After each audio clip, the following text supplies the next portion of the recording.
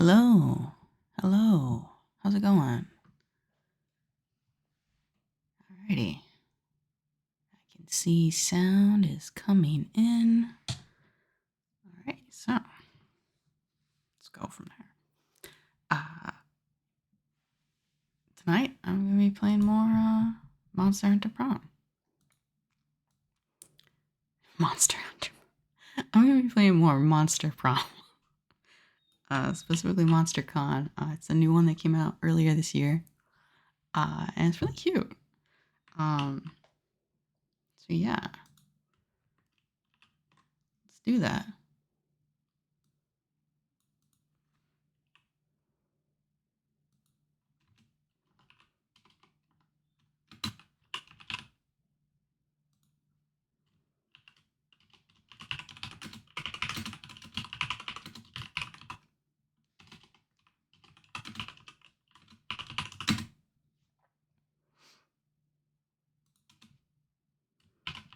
Just post this, and yeah, let's hop to it.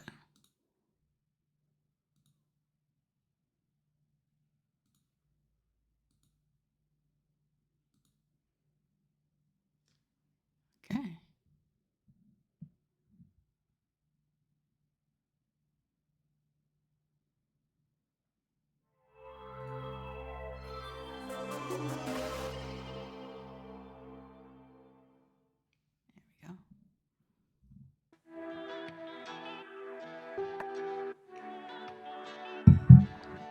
Alrighty.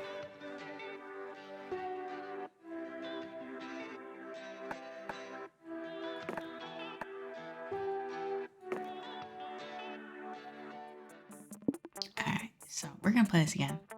We're gonna try a different. Okay, we're gonna do regular game again. I like the 2 hours.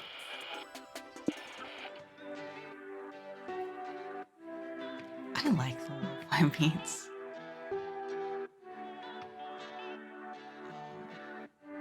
We're gonna skip this.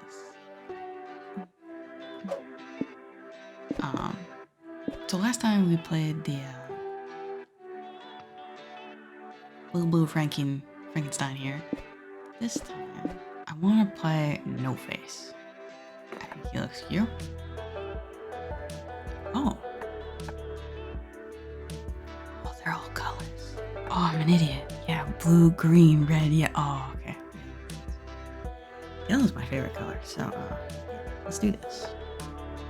Yeah, count me in.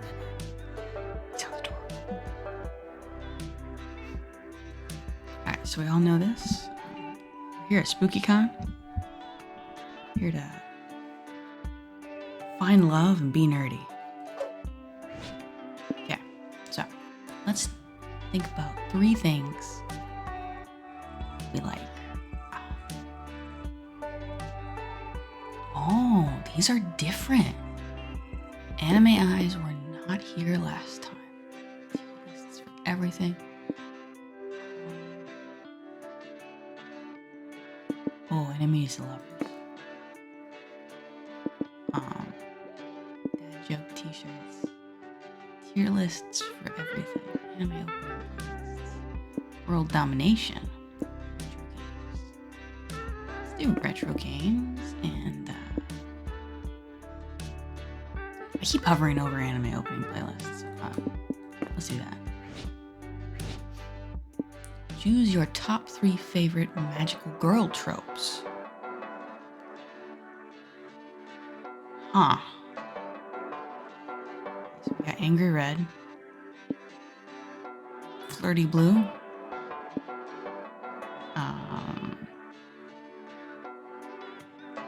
Nerdy Green? Is that what that is? Idle Pink and Quirky Yellow. I like a good blue. And green. Yeah, I like a violent red.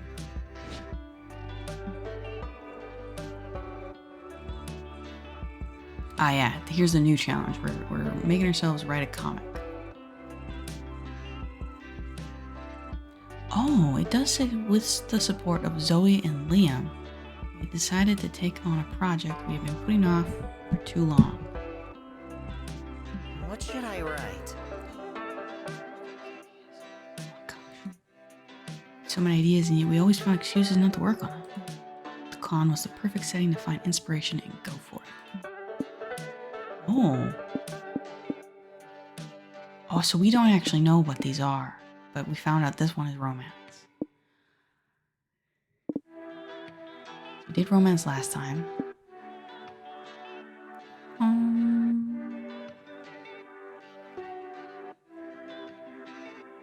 Yeah, this one looks like sci-fi, so let's go there.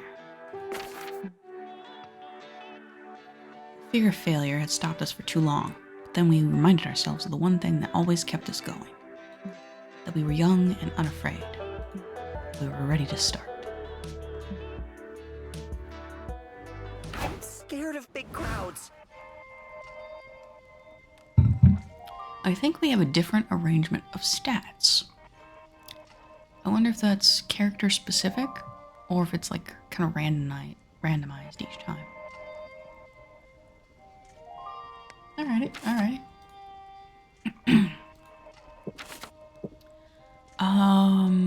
Let's hit up the hotel first. Let's go to the merch hall first. Oh, you're scared of big crowds. He just said he was scared of big crowds.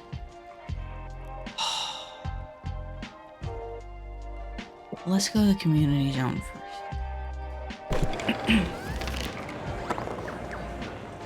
You have some time to spare, so you decide to enter a Splash Kaboom speedrun competition. Ooh, brave boy. As you sit down and get ready to crush your rivals, you hear an announcement. The competition is over. You shouldn't have wasted all that time sitting down. Aww. Sign up for a slow run competition next time. Oh well, at least you had +2 fun today. Yeah, this game is super funny and kind of super cute. Like it's very low key, if that makes sense. No, not low key. Low stress. Now it's time to enter the world of heroines with miniskirts and transformation sequences. You're attending a discussion on magical girl anime. Let's do it. Senpai! Oh, Nico. You beautiful. What? The Magical Girl Roundtable has begun. All of us love magical girls, right? Of course, it's a genre that both empowers women and gives us upskirt shots. That is an excellent point, Zoe. Thank you. Zoe likey. It makes my sense of feminism take a screenshot. Love you. True, and they're so relatable. They have mascots like me. Yeah, we've noticed. Liam, ... You look disapproving, Liam. What's up, my man? Liam senpai, what about you? I love your cosplay, Nico. I love it to bits and pieces. Also love how the skirt is like draped around his chest, like the box part. Oh my god. It's so cute. So mainstream. Sigh. Honestly, I think the whole magical girl trope is a little played out. Liam. Oh. I just decided to go for you and you're already breaking my heart like this. You take that back. This is why we went with Zoe first. Zoe Bay. I will not. There are basically only 2 types of magical girl anime. Ones that copy the Sailor Moon formula and ones that try too hard to be edgy. I disagree. Like, let me think for a second. Magical girl. This is gonna be controversial. But, do I want to say that? Let's not say that just yet.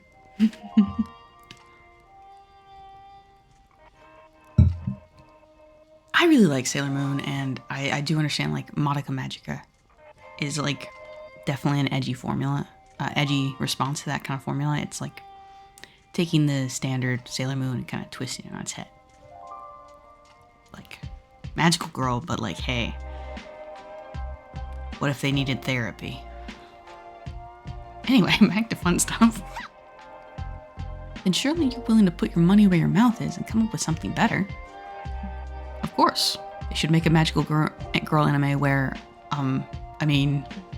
Yellow, you and I were just talking about this the other day. Tell everyone about my amazing subversion of magical girl tropes. Oh, I see. Now you asking us for backup after dissing us. Okay. Please. Oh, he did ask nicely. Aw, how can you say no to such a pathetically cute request? Come up with a new twist on the magical girl genre. The next step for the magical girl is the logical one. Magical middle-aged woman with new unique tropes like the magical soccer mom and magical MILF. Ooh. That's a good point. No, that's actually an excellent point. I'd watch that. There's one thing that has never been challenged in the magical girl anime. It's time for a magical girl who wears pants. Would also watch that.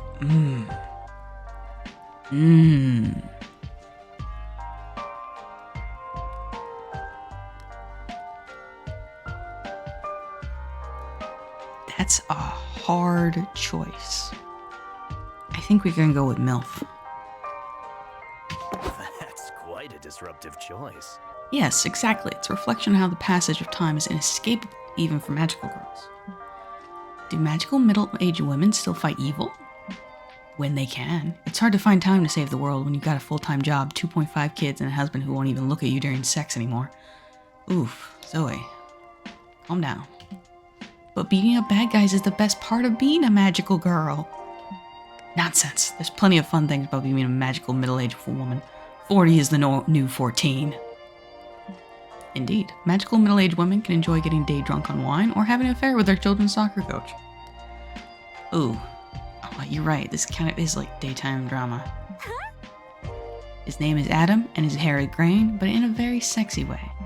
And don't worry, they'll still get to fight the incredibly annoying mom who derails every PTA meeting. I'd be down for that. Yeah. Is that really as fun as fighting an evil monster and saving the world? It can be if done correctly. There's only one way to know, Nico, by testing it out. You all spend the rest of the day drinking wine, checking out older men, and crashing a PTA meeting. You even make some uppity bitch named Sharon cry. A day well spent. You all were right. Being a middle-aged woman is fun. The little sparklies in Nico's face. I'm glad you had so much fun, Nico. You gain +2 smarts for devising such a mature twist on the genre, but you lose 2 creativity. I thought that was very creative. My turn? Really? Alrighty, so what are we doing next?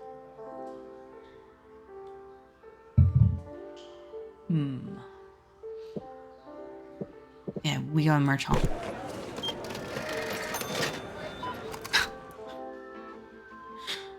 I love Little Yellow. He's adorable. You find a portrait artist at the artist alley. Apparently, he can accurately portray your soul. You always wonder what your soul looks like. Buff? Small and cute? Hey, maybe it's ginger-haired. No, it's just you with a weird blue glow around you. But hey, the glow sure adds +2 charm to your looks. Cool. You, Zoe, and Omen decide to visit Liam's yaoi art stand. Hopefully he offers a families and friends discount. Liam, you sell yaoi art? The 3 of you find him motionless, staring wide-eyed at the piece of paper. He seems unnerved. You good, buddy? Yes, I am good. I might even be too good. What's up, man? I was just doing some warm-up sketches, trying to capture men in the throes of glorious passion when I drew this. Holy fuck. Holy fuck. What is the matter with you two? You look as if you stumbled upon an ambush. Let me see. The little blushies. ... This is the most beautiful cock I've ever seen. Warm-up sketches, right, my boy? I know. Liam, I have a confession to make. I've always secretly thought that your yaoi hobby was stupid. Secretly. You told me twice just yesterday. Whatever. The important thing is that I stand corrected. This penis is the most glorious thing I've ever gazed upon. Huh.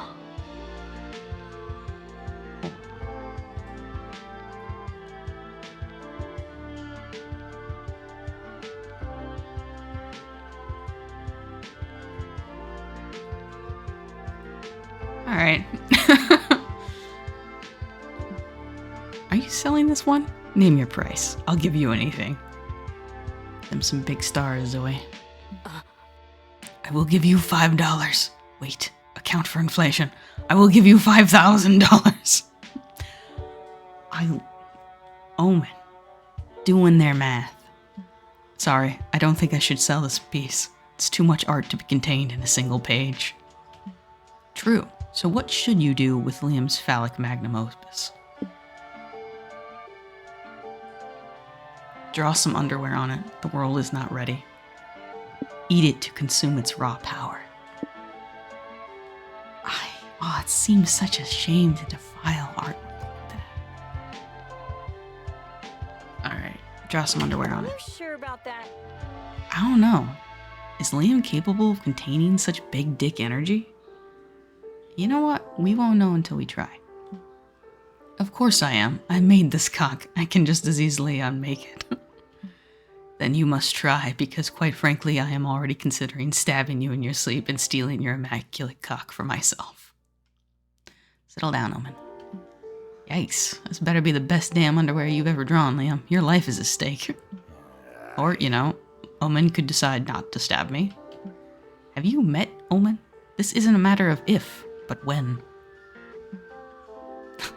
Scary face, Omen. Okay, let me focus. What would be powerful enough to contain this cock? Boxers? Briefs? Lingerie? No, it's not that simple. I've got it. He starts drawing frantically. 20 minutes later, he shows you all the finished product. What the fuck is that? His name is Shrek. He's a powerful ogre. I've designed a thong in his likeness. Oh, good God. I see. The Shrek is a mighty warrior, guarding the prison of the forbidden cock. Goodbye, beautiful cock. I'll miss you, but at least I have Shrek's comforting presence in these trying times. True millennial vibes right there. You all stare at the beautiful Shrek thong. Only you four will ever know that it hides an even more beautiful drawing, one that no one else will ever see. This secret has forged a lifelong bond in all of you. You gain +2 creativity and lose 2 boldness. Aye. But there's too many options.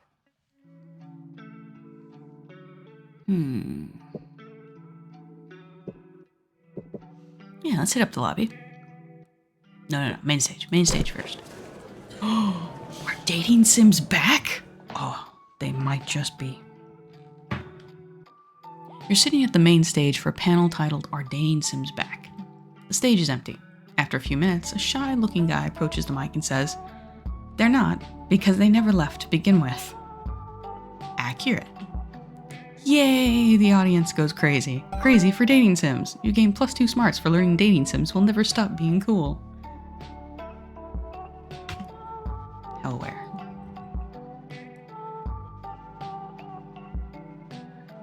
You must have dozed off during a panel, because you wake up in the middle of a Liam Prom cosplay contest. Liam and Zoe are chatting with Nico in the sidelines. So which Liam are you cosplaying? Cartographer Liam? Brooding anti-hero Liam? Liam with a septum ring? Is that personality? I went with classic Liam. What do you think? Adorable. Wow, that's impressive. Where do you get such an accurate costume? Looks like you raided a closet. I found it in Liam's suitcase. It was real nice of him to pick a classic Liam cosplay just for me. I'm pretty sure that those are just my clothes. Even better, because I gotta get deep into character to win this. I need to be the best Liam I can be. Crazy eyes. Oh. Then you must embody the spirit of my aloof artistry, beautifully tortured by an unaesthetic world. Cleavage! And show cleavage. I don't know if Liam has ever done that. Oh look, he even put the 2 little dots of bites on his arm. That's accurate. That's a hella good cosplay. Do notice the little bang thing is on the opposite side of the head though. That's okay. It's accurate enough. How much cleavage? All the cleavage. Whether it's because they show cleavage or because they're wearing Liam's actual clothes, Nico wins the Liam Prom cosplay contest. Woo! Go, Nico. Congrats, Nico. You're the most Liam to ever Liam. I am Liam! Of course I was. I am the most Liam who has ever Liamed. What an ironic idiosyncrasy it would have been for me to lose such a contest. What? You misunderstood me? How passé. Only the one true Liam could understand his own superior jargon. You must be some inferior proser. Oh no, I've seen this before. Nico's gone too deep into character. They think they're really Liam. You'd better snap them out of it. This game can only take so much Liam. Okay. Challenge Nico to define anti-disestablishmentarianism. That's a big word. Well, Liam owes me $100.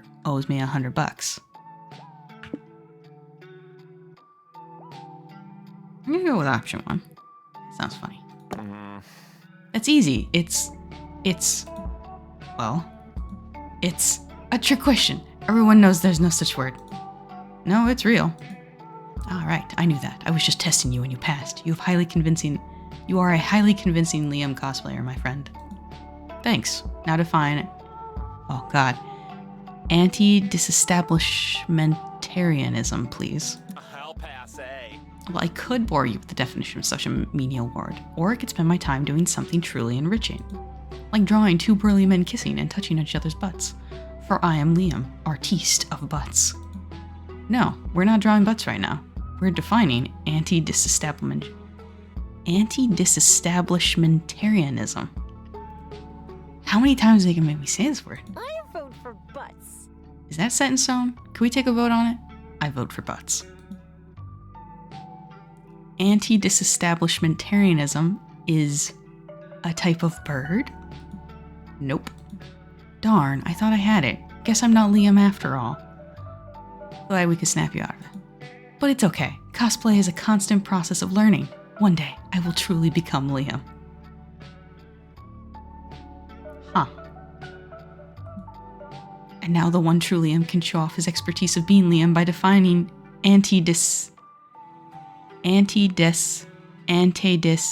that long word. Yes, of course. Anti-disestablishmentarianism is, how to put it? Oh, you don't know either. Actually, what if we drew 2 burly men kissing and touching each other's butts instead? Fuck yeah. Fuck yeah. And so you do. You gain 2+2 smarts for raking Nico out of character with a nerd word, but you lose 2 boldness. I'm scared of big crowds. Alrighty, let's go to the lobby.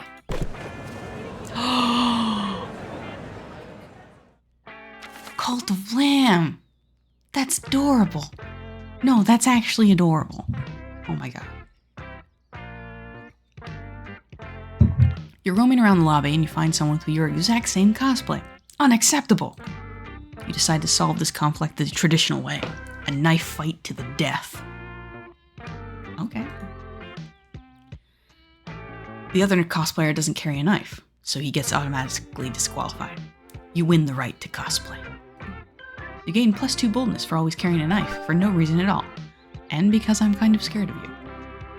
Yellow for the win.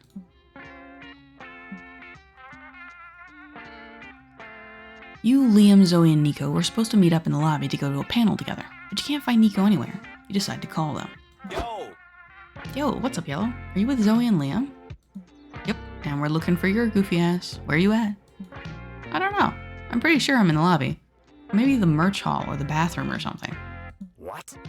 How do you not know? Are you lost? A wizard is never lost. He is precisely where he means to be, even if he doesn't know exactly where that is. Aw, you could be fun, Nico. We'll find you. What do you see? I see 4 walls and, some carpet. That rules out the bathroom. Only a psycho would carpet a bathroom. Can you identify any landmarks that will actually help us find you? I see a dog wearing a funny hat. Dot dot dot. Aw, how cute. What kind of dog is it? I think it's a Pomeranian, or maybe a Chihuahua. I can go ask. Please do. Stop it. No, stay on task, you two. Hello, little fella. Are you a Pomeranian or a Chihuahua? And where'd you get your stylish hat? You'll never find them at this rate. It might be easier for you three to find a landmark that Nico can meet you at. But what could that be? Build a 12-foot marble statue in your likeness. Nico knows what you look like, making this a very recognizable meeting point. Or start a fire. A big fire would be very easy to see from a distance, especially indoors.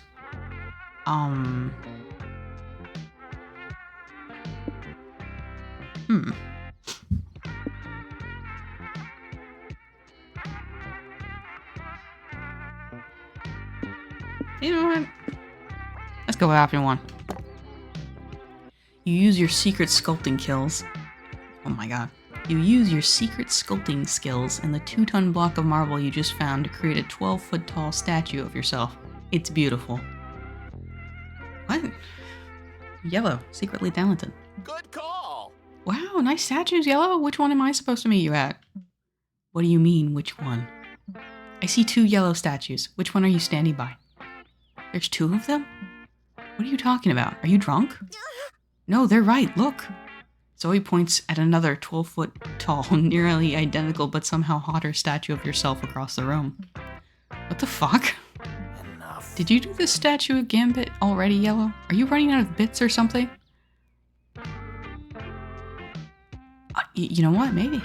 Wait, I think I see what's going on. Liam made that other statue to troll us. Ha! No, I didn't. When would I have even had the time? I've been with you all day. Oh, Liam, you sneaky motherfucker. You almost got away with one of your classic pranks, but you can't fool me. I sincerely doubt Liam is a prankster. I'm telling you, it wasn't me. I've never pulled a prank in my life. Exactly. Hey, remember me? There you are. Good thing I guessed I guessed the right statue on the second try. That's such a cute cosplay, Nico. Oh, I love how, like, into it they are. Whatever, let's get to the panel. We're already gonna be late. Liam, you sly dog. You're just trying to distract us because I called you out in your hilarious sculpture prank. I didn't sculpt it! Haha, Liam. Silly Liam. Such a prankster, right? You look back at the statues, shudder, and decide that that has to be the explanation because otherwise... Nope, never mind. You go attend your panel, chalk the whole thing up to Liam's typical antics, gain +2 creativity, and lose 2 boldness. Oh, we are not a very bold person. But our creativity is going up. That's probably good. Time to get some fresh air. Whew, I was exhausted. Alright, we're sitting next to Liam today.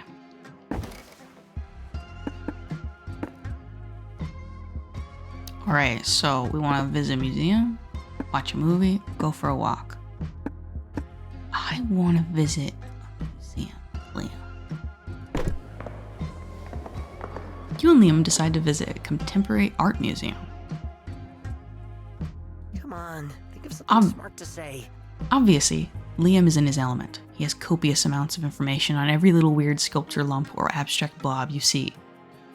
Suddenly, he stops in front of a huge abstract painting and doesn't say anything. You're not sure if he's moved beyond words or, for once, he has no clue what it means. But he looks super cute. You stand next to him, silence for a while, looking at that art. It feels nice and intimate. Oh, that's adorable. Love that. What should I write? Alrighty. Con is a whirlwind of activity and overstimulation, but somehow you find the time to work on your comic. Time to brainstorm. What's a job from the distant future you wish you could have? Captcha designer, keeper of the planet Jupiter's darkest secret, Shrek movie tester, world's leading expert in the number 6. Absolutely, world's leading expert in number 6. Ooh, smart's enough. Yeah, that makes sense. You won $10 million, but you have to spend it in the next 5 minutes. Quick, spend them. Buy the rights to the letter W. Spend it all on Tetris microtransactions and cosmetics. Time to fulfill your dream of becoming a saxophone player. How convenient. Send it to that financially destitute prince who emailed you 2 months ago. Oh, absolutely. Buy the rights to the letter W. Oh, we so smart? Oh, we are not very fun though. Oof. Right. But there's too many options. Day 2. Alrighty. Merch hall. You find a stand at the merch hall that sells hyper-real... Oh, no. You buy one immediately. VR is the future. You put it on and you see your surroundings. Yep, it's a scam. The headset is basically a football helmet and a pair of glasses. That's so sad. That's the same event. I'm sad. No free refunds allowed, but the headset looks good on you. +2 charm good. We're smart and charming. Not very fun though. Sweet little cinnamon roll nerd. You're investigating the horniness corners of Artist's Alley when you happen upon Liam's Yowie stand. Greetings, my fellow congoers. Ah, hello. Thanks for stopping by. I appreciate you all supporting my art. Your art? You mean you created all this? Yes, Yowie is my passion. I've invested over 10,000 hours in perfecting my craft. It's probably nothing to a vampire. But you didn't start drawing Yowie until last year. The numbers don't add up. Ugh, once again, math rears its ugly head to sabotage the beauty of art. Sir, we may have a problem. I am a lover of math. You spent a 10,000 hour year on this stupid hobby? How far you have fallen? Ouch.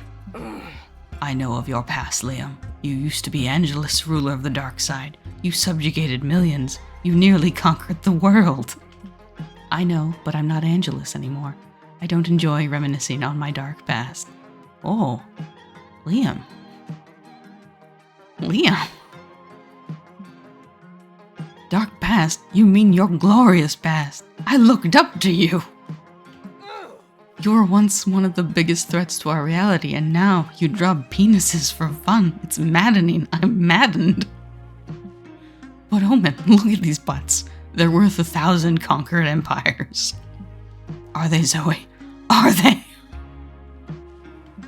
You know, even if you don't care for Yowie, there are plenty of hobbies that could take even your mind off of murder and destruction. Why would I want to do that? Because you're in the Redemption Arc program, and as your sponsor, I'm making this mandatory. Gang, we're getting Omen a hobby. Oh. It's good to know. I feel like I'm learning new lore. Redemption Arc program, and Liam's sponsor to Omen. Huh, alright. I should really play the other games. I think I would learn more. That'll be tough, but you love a challenge. What hobby would Omen enjoy more than killing people? Oh, that's actually, get them into sewing. It's like stabbing fabric repeatedly. Reptile care. Omen can probably relate to the cold-blooded creatures, and this is a perfect excuse for you to get to pet an iguana. No. Sewing. It's stabbing the fabric repeatedly, Omen. I don't know. Are you trying to trick me by using violence? Is it working? Shit, she's onto us. No, look at this cool tiny sword. We call it a needle. Stop this nonsense, now. I may be old, Yellow, but even in my time we had needles. Okay, think of it this way. Redemption Art program establishes that you should stop stabbing people, right? It's more of a case-by-case basis, but for the most part, yes. Nope. No, Zoe. Stabbing is always wrong. Never deal in absolutes. That's my girl. Oh, fuck Liam. You make me want to stab stuff, Liam. And by stuff, I mean your face. Use that. Imagine this piece of purple fabric is Liam's face and stab it with the needle. Oh, now that sounds interesting. Omen stabs the fabric repeatedly. Mwah! Die, Liam. I'll stab you into an insufferable, beautiful sweater. Ah, you channeled Omen's desire to stab Liam into a healthy outlet. Genius. I guess I'll take a win where I can. You gain +2 boldness and lose 2 charm for introducing Omen to the wonderful hobby of fabric stabbing. I mean, sewing. I'm scared of big crowds. Alrighty. So, let's go to the main stage. How to make your player character truly charismatic. You grab a seat at the main stage, where a panelist talks about making interesting player characters. Apparently, they should be color coordinated, have a distinct personality, and also a cool name, like Kratos, Luigi, or Yellow. You learned you'd make an awesome PC, and that self-knowledge equals +2 smarts. Cute. We are so smart. Look at that number. Later, Liam and Zoe are scheduled to give an interview about Zoe's massively viral fanfic, Liam Prom. Greetings, you pathetic worms. Greetings, you pathetic worms. I am your favorite interviewer ever, the undefeatable Omen. Welcome to my show. Are you going to introduce us? Oh, right. This is Zoe and Liam. You may applaud for them. Okay, that's enough. So, Zoe, this thing you're writing, what is it again? Some kind of an anatomy textbook. I can read. Kinky. Well, Liam's anatomy is prominently featured in my work, if you know what I mean. But no, Liam Prom is a story about Liam Academy, a school where everyone is Liam. The Liams only have 3 weeks to find the perfect Liam to take to prom. Hijinks ensue. Ah, and this Liam Academy is fictional? Yes. Oh. Thank fucking God. Liam. What's that supposed to mean? Sorry, I would not have phrased it that way if I knew you were here. You forgot I was at my own fucking interview? What do you mean your interview? It was I who beat up the original interviewer and therefore earned the right to use this panel slot as I see fit. Wait, this interview wasn't scheduled by the con? Ugh, are you going to ask us a question or not? If I must. How many gallons of heavy cream can you consume in one sitting? That's a very interesting question. A question about the fan fiction, Omen. The rest of Omen's questions aren't much better, so when the audience Q&A starts, you know it's up to you to save this. Alright. Liam, do you think agreeing to let Zoe write a fanfiction where all characters are you was an act of intense egotism or a total deconstruction of your ego? Well, that's a good question. Liam, if all the Liams represent different aspects of yourself, which Liam represents your butt? No, we're going with the first one. That was pretty smart. Hell yeah, you liked that question. Remember, the goal of this session is to court Liam. Great question. You see, Liam Prom offers the only death I can experience, the ego death. Allow me to explain that as briefly as I can. 20 straight minutes of what we all know as Liam noises after. Shut up. I gotta stop you there. You see, I tend to tune out the moment you start with the Liam noises. Zoe, could you share your own thoughts on the matter? But please try to make them interesting.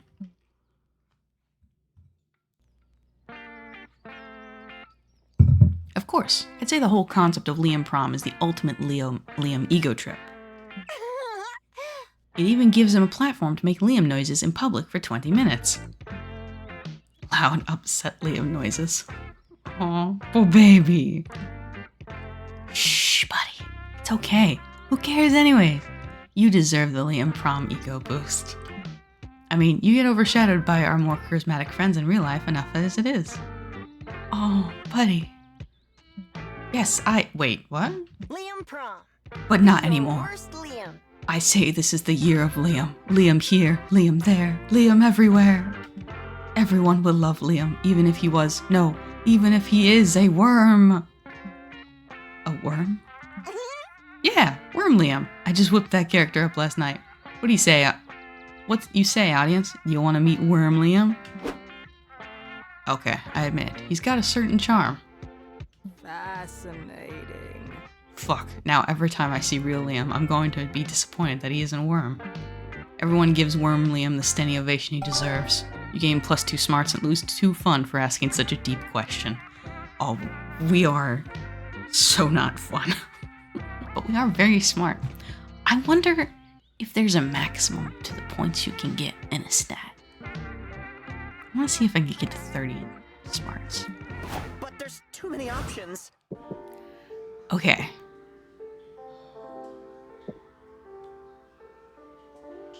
go to the hotel. You're chilling in your hotel room, staring at the ceiling. When you've already memorized the ceiling, you decide to call room service. Room service asks you, how can I help you?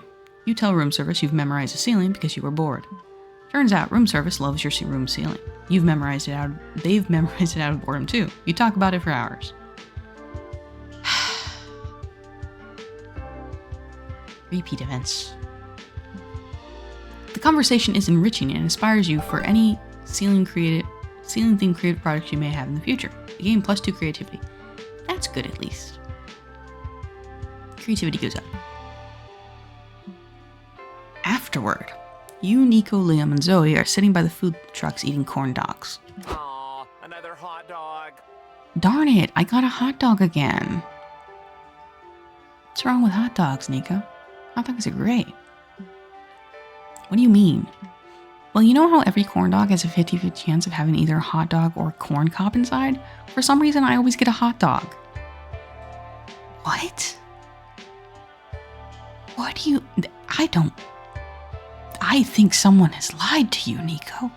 What? What? That's not how corn dogs work at all. True, it's not exactly a 50-50 chance because there's also super slight chance, like 1 in a million, that you get a corn dog genie, but you know what I mean. Who has been lying to my boy? I don't think I do. Huh. I mean, it kind of makes sense. It is called a corn dog. That's because it's a hot dog wrapped in cornmeal batter. Liam is my spirit animal. It's called that because it's covered in cornbread. No, I'm telling you, it's the 50-50 thing, except it's an unfair 50-50 because I never get a corn cob. Which some might say is evidence that there's no such thing as a corn cob corn dog. Or that Nico's just very unlucky. Some people are just really unlucky. I have studied law of statistics. Some people are just unlucky. Am I the only reasonable person here? Possibly. I don't need someone reasonable. I just need someone comforting. Thanks, Zoe. Nico, you beautiful boy. This conversation is interrupted by you taking a bite of your corn dog and getting a mouthful of some magic smoke instead. A corn dog genie appears. What the fuck? What the fuck? That line was beautifully recorded. I appreciate that.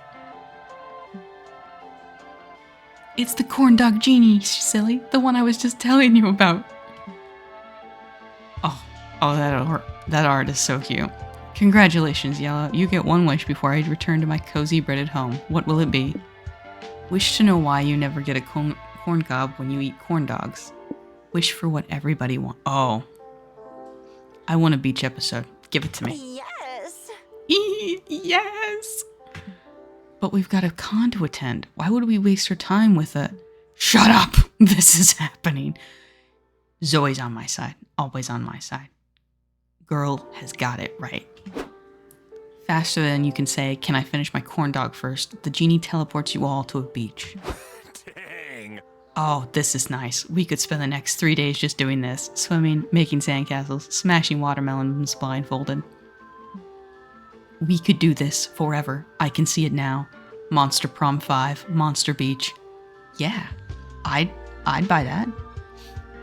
Oh, Liam, look at you in your gorgeous gown. Tempting, but we shouldn't. The beauty of the beach episode is its rarity. Otherwise, they'd lose their appeal. I don't know, man. Beach episodes are pretty good. Like finding a corn dog genie. Sure. But hey, that just means we have to make the most of this opportunity. Liam takes a watermelon and a blindfold out of his bag. Squee! You didn't. I knew you'd appreciate it. Hey. Look, it's April. Get over here, girl. We're just getting started. I will. I'm just a bit shy in this little bikini. Do you think it's too revealing? Huh. April. Zoe likey. It's exactly the right amount of too revealing. The sea won't be the only thing making everyone wet today. April? Bikini? Join us. Those melons, or this melon, won't smash itself. Honk, coming. Sadly, we have to cut this outcome short for time, but feel free to imagine all the hilarious antics you all get up to in your beach episode. So sad. So sad. Seriously, draw fan art or something and make it hornier than we ever could. You gain +2 fun and lose 2 smarts. Aw, I meant to gain smarts, not lose them. Yeah, choosing the beach episode was bound to lose smarts. Yeah, that makes sense. Yeah. But I'm not prepared. Alrighty.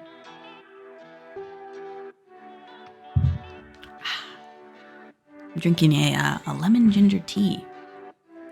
Funnily enough, I got this bag of lemon ginger tea at a con. Can't remember what the thing's called. But yeah. Good tea. Let's go to the community zone. You attend a workshop at the community zone. A renowned hairstylist is teaching the top 5 anime hairstyles to hide your bald spot. Ooh. Very cool. You thought the Sailor Moon fringe would look good on you, but the Yu-Gi-Oh! Star shape takes the cake. It needs a metric ton of hair gel, but it really brings out your features. Man, you can't wait to be bald. You gain +2 fun and 1 amazing hairstyle. Hell yeah. Ooh. Later you attend a VTuber modeling workshop with Liam, Zoe, and Doug.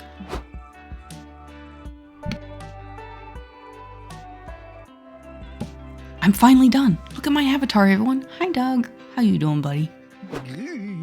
I honestly think this is some of my best work. Aww. Oh, Doug. You cute. Hello? Is anyone out there? Wow. Whoa, Doug. You added a voice modulator to yours? Show me how. I didn't. Can you hear me? Hello? Doug, did you upload something to your avatar called experimentalpersonalitymalware.exe? Did I? Fudge, I was just trying to download an edgy off-market hairstyle. Oof, rookie mistake. Who's there? I can hear you beyond the screen. Are you the one who created me? Yeah, sorry, I didn't mean to make you sentient. I just wanted to be you. Well, use you as a persona. Oh, like you wanted to wear me as a costume? Yeah, something like that. I see. So you want to be inside of me? Nope.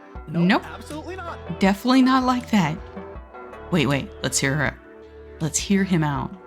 Actually, let's not. Think of a way to ditch this weird sentient avatar so your friends can get back to thinking about being inside you instead. Compress it in a .zip file, upload it on a flash drive, and abandon the flash drive at the doors of an orphan. No! Oh my god. That's so sad. These days, it's all about training your AI models on one specific thing until they master it. Train this anime-looking AI to master the most anime sport, volleyball. Hi. Yeah, let's go with volleyball, because the first one's just depressing. Fuck yeah. Oh, fuck yeah. Does this mean it's time for a training montage? Sure, by that you mean a montage of us uploading hundreds of volleyball playbooks and videos into the avatar's memory. Oh, that's way less exciting. Sorry, we can't solve every problem we have by doing training montages, committing crimes, or resorting to strategically placed trapdoors. It's okay. Besides, uploading all those playbooks we don't actually own and haven't paid for sounds sort of shady, so I guess it's still crime adjacent. You 3 lead some interesting lives. Doug is so normal. Several hours later, you've trained the AI to be a volleyball master. It doesn't take much to sell it to the sports channel who wants to cut half of its staff. It's a bit of a yikes, but you can't backpedal now. Oh no, we are contributing to the problem. Welcome back to the 20X Beach Volleyball Championship. I'm your host, Hunter McCarthy. Let's all give a warm welcome to our new co-host, Volleybot version 1.0.2. Greetings, the home team is currently executing a cross-court shot with an almost mathematically perfect angle. Calculations show an 8.5% chance of being intercepted by either the enemy libero or back court. Incredible analysis, Volleybot version 1.0.2. I'm torn between admiring the precision of your volleyball knowledge and fearing that AI will take my job without the government providing a universal basic income plan.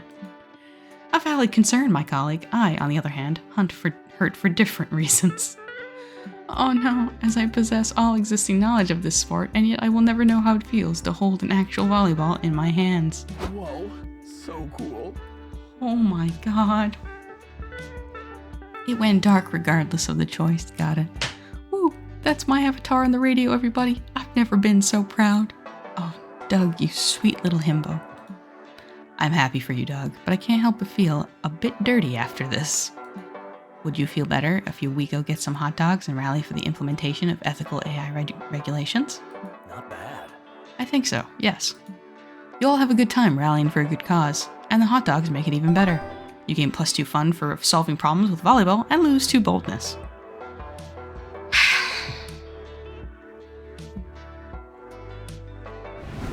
It's shopping time.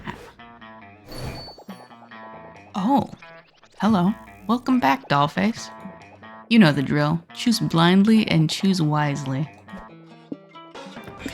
I chose my weird little village last time, which brings to figurine form some of the most popular neighbors of this cozy yet creepy game. They are said to be cursed. They may profoundly impact your own self or the ones you're trying to romance.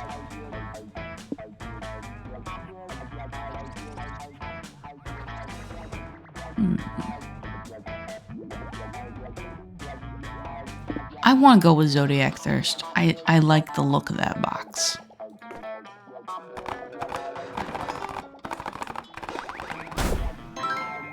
Leo, Office Manager. All your stats go incognito. Time to show off your good memory?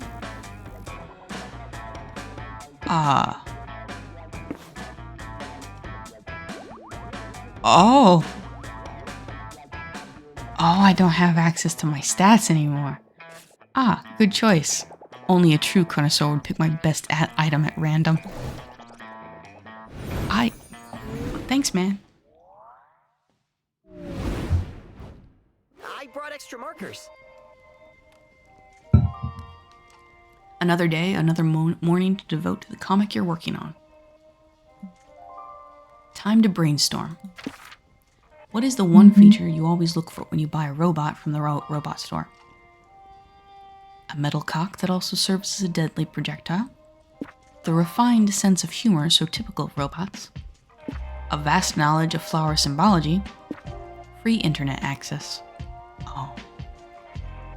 I personally, I look for free internet access, but also a vast knowledge of flower symbology is really sweet, so we're gonna go with that. I think that's creativity. I think our creativity went up. What's a killer name for a cat? Saturn? Douglas? Fearsome King of the Moon? Big Mustard? Sun's secret sweet caramel core? Alright, it's either Saturn or Douglas. Yeah, Fearsome King of the Moon. I think that's boldness. Time to get back to the con. I'm scared of big crowds.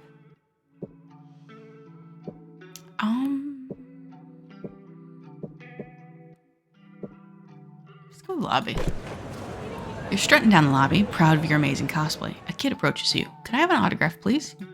Aw, you have a little fan. You hand him a yellow autograph. The kid yells, "Who is yellow?" He leaves crying as he realizes his favorite character is not real. Oops, forgot to stay in character. You gain +2 boldness for being a ruthless person who just shattered someone's dreams. You're walking around the lobby with April, Zoe, and Liam when suddenly a dad approaches April, dragging his 12-year-old son behind him.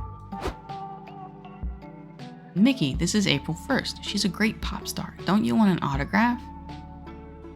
That's weird. Dad, stop it already. I'm never gonna follow anyone but Toshiko. I'm too pretty for this. You're choosing that 2-bit AI Vocaloid bitch over me? The angry little crab is probably my favorite one. I mean, don't be silly. It's just that Toshiko Mifune isn't what we in the business call an actual person. You shut up. Toshiko's better than a person. Leave me alone. Oh no, kid's got problems. Wait, Mickey, don't go. This isn't going well. I was hoping you'd get over Toshiko. Why? Are you dating her or something? How do you know? Oh. OMG. Holy shit, are you? You are? Tell us everything. Yeah, how the hell are you dating a 3D animated doll? That doesn't make sense. So authentic. April, don't be backwards. Their romance is a beacon of hope for progress. Yes, AI-powered Vocaloids deserve love too. Also, have you seen her boobs? Who wouldn't want to see them bounce IRL? Whatever, at least mine are real. Oh, trust me, hers feel very real. They jiggle just like in her live streams. What did you just say, Dad? Are you talking about Toshiko's boobs? Mickey, how long have you been back? You can hear 1,000 crises galloping in Mickey's teenage brain. Quick, find a way to break this huge piece of news without any added trauma. Okay, first option. Your son needs to hear this news from his possible future stepmom's mouth. Bring the Vocaloid here to meet him and also us, but mostly him. Well, looks like the son's gonna have to find a new hobby. Educate him on the endless fun of stamp collecting.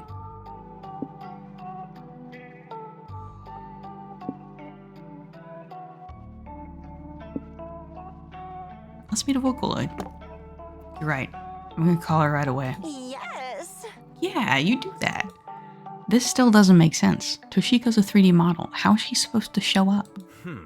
Sweet April, you underestimate the power of forbidden love and also state-of-the-art technology.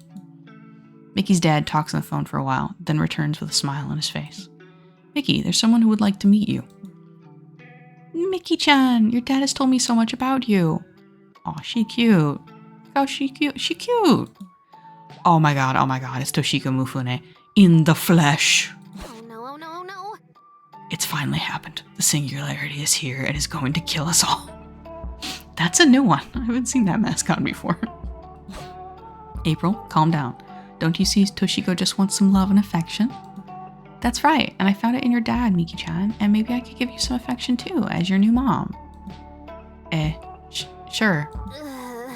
What a beautiful scene. Love conquers all. I welcome our new AI overlords. Indeed, you helped the Vocaloid find love, you helped Zoe meet that Vocaloid, and you helped April lose her mind.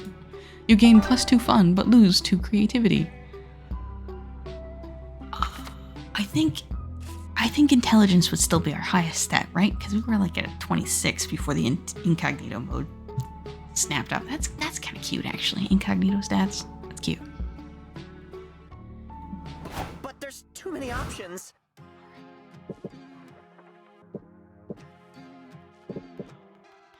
First of all, at the stands, you find a fanzine vendor. You ask her what her zines are about. They're about you, she replies. You open one of her fanzines. It's full of badly cropped pictures of you. You feel you should be disturbed, but you also feel flattered. You buy a copy. Dang, some of these pictures of you, these pics you haven't even seen before. You're bowled over by your own +2 charm. That's adorable. You're perusing Artist Alley with Liam, Zoe, and Omen when you come upon an artist doing live commissions. Cool. Oh, cool. Will you draw me a picture of Susie the Battlecorn eating an apple? It's a fandom in-joke. Nah. What? Why not? Do you want me to explain the in-joke so you don't feel left out or something? No, Susie the Battlecorn is just too simple. Been drawing easy art all day. Can't you give me a real challenge? Fine, you asked for it. Do you do hardcore not safe for work? With a smirk, the artist draws a picture of Susie the Battlecorn in such a strangely contorted sex position, you're not even sure if she's the top or the bottom.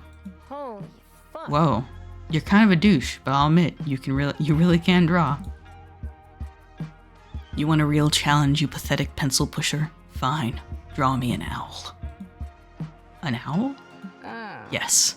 They are creatures of supreme beauty and poise. Surely no artist could capture their... The artist shoves a flawless drawing of an owl into Omen's hand. Damn, he's good.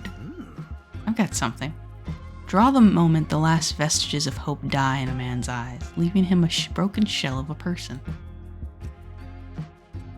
In less than 60 seconds, the artist draws a picture that makes your stomach lurch with secondhand despair. Fuck. Looks like it's down to you, Yellow. Can you stump this master artist? Alright. Everyone says hands, fabric folds, and horses are the hardest things to draw, so commission a horse with hands for hooves, winning a wet t-shirt contest. Commission 50 perfect replicas of a $100 bill.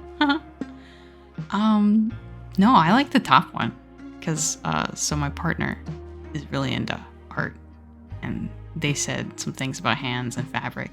Not horses so much, but I want to see this. Horse winning a wet, hell yeah. No! Why not? No, I'm not gonna draw that. Aha! You admit defeat then. Hey, I never said that I couldn't draw it, I just refused to. Therefore breaking the sacred commission artist oath, for shame. Actually, it's common for artists to refuse to draw some types of commissions. Really? I never do that when I'm taking commissions. Just because there's no low you won't stoop to doesn't mean the rest of us can't have boundaries, Zoe. Well, what are your absolutely won't draw this boundaries then? Trains. I refuse to draw trains. I love you, Liam. Not since the incident. So you'll draw anything but trains. Would you draw a horse with hands for hooves winning a wet t-shirt contest? Yes, I suppose I would. Liam takes out a pencil and sketch pad and draws a freaky wet horse for your viewing pleasure. Hell yeah. It's breathtaking. This looks great. Do you think you could draw another one like this with Susie the Battlecorn?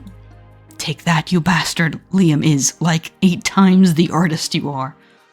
Omen's such a supportive friend in a weird way. Whatever. Today has been a win for superior artists and sexy horses. You gain +2 creativity for making such an elaborate request, but lose 2 boldness.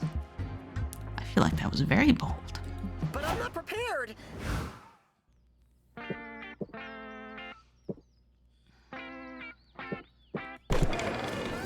You attend an indie tabletop game showcase and get pulled into a Euro game based around the classic party game Never Have I Ever. We've seen this one. Okay.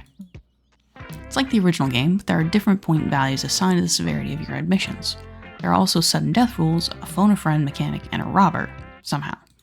2 hours later, you've decided that never will you ever play this game again. At least you gain +2 fun hearing the embarrassing things the other players admitted. I kind of wish there was less, like, maybe it's my fault. Maybe I'm, like, choosing things in a particular order that creates more overlap.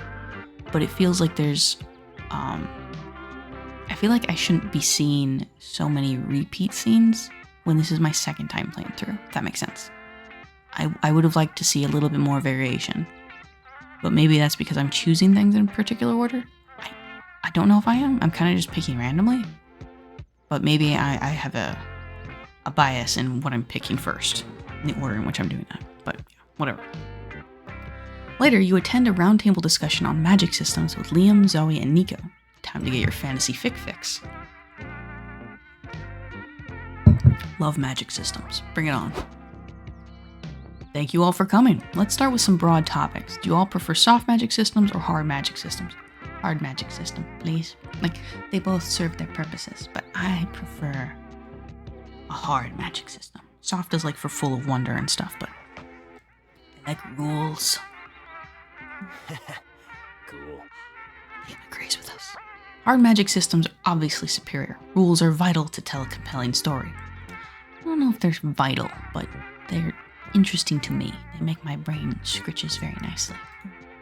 I hear you, I see you, I feel you, and I disagree. Chaotic soft magic systems where anything goes are more fun. That is because you are Eldritch, Zoe. And you follow no rules. Hocus pocus. Yeah, I love a wizard did it stories, us wacky wizards always doing everything. I guess I just prefer stories which follow a modicum of logic and structure instead of letting the magic system get straight up ridiculous. Says the vampire who can shapeshift into a hot dog stand for some reason, which is an established rule. Have you ever seen me turn into a corn dog stand? No, because that would be stupid. Little blushies. I love his little nose. His little nose and his ears are like little bat nose and ears, and I just think he's cute. I guess, so do y'all prefer systems in which magic is finite or infinite? Zoe likey. You mean like how penises only nut once before needing to recharge, but vaginas just keep going until my hand gets tired? I like them both. Thank you, Zoe, for that interesting analogy.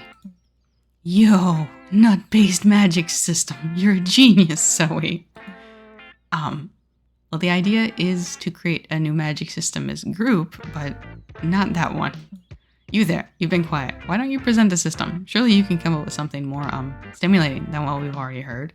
I don't know if stimulating is the word you should be using, my bad. Hey, my system was plenty stimulating. That's what I'm saying. Oh man, you're about to disappoint the hell out of this moderator, but nevertheless, propose a magic system. Okay.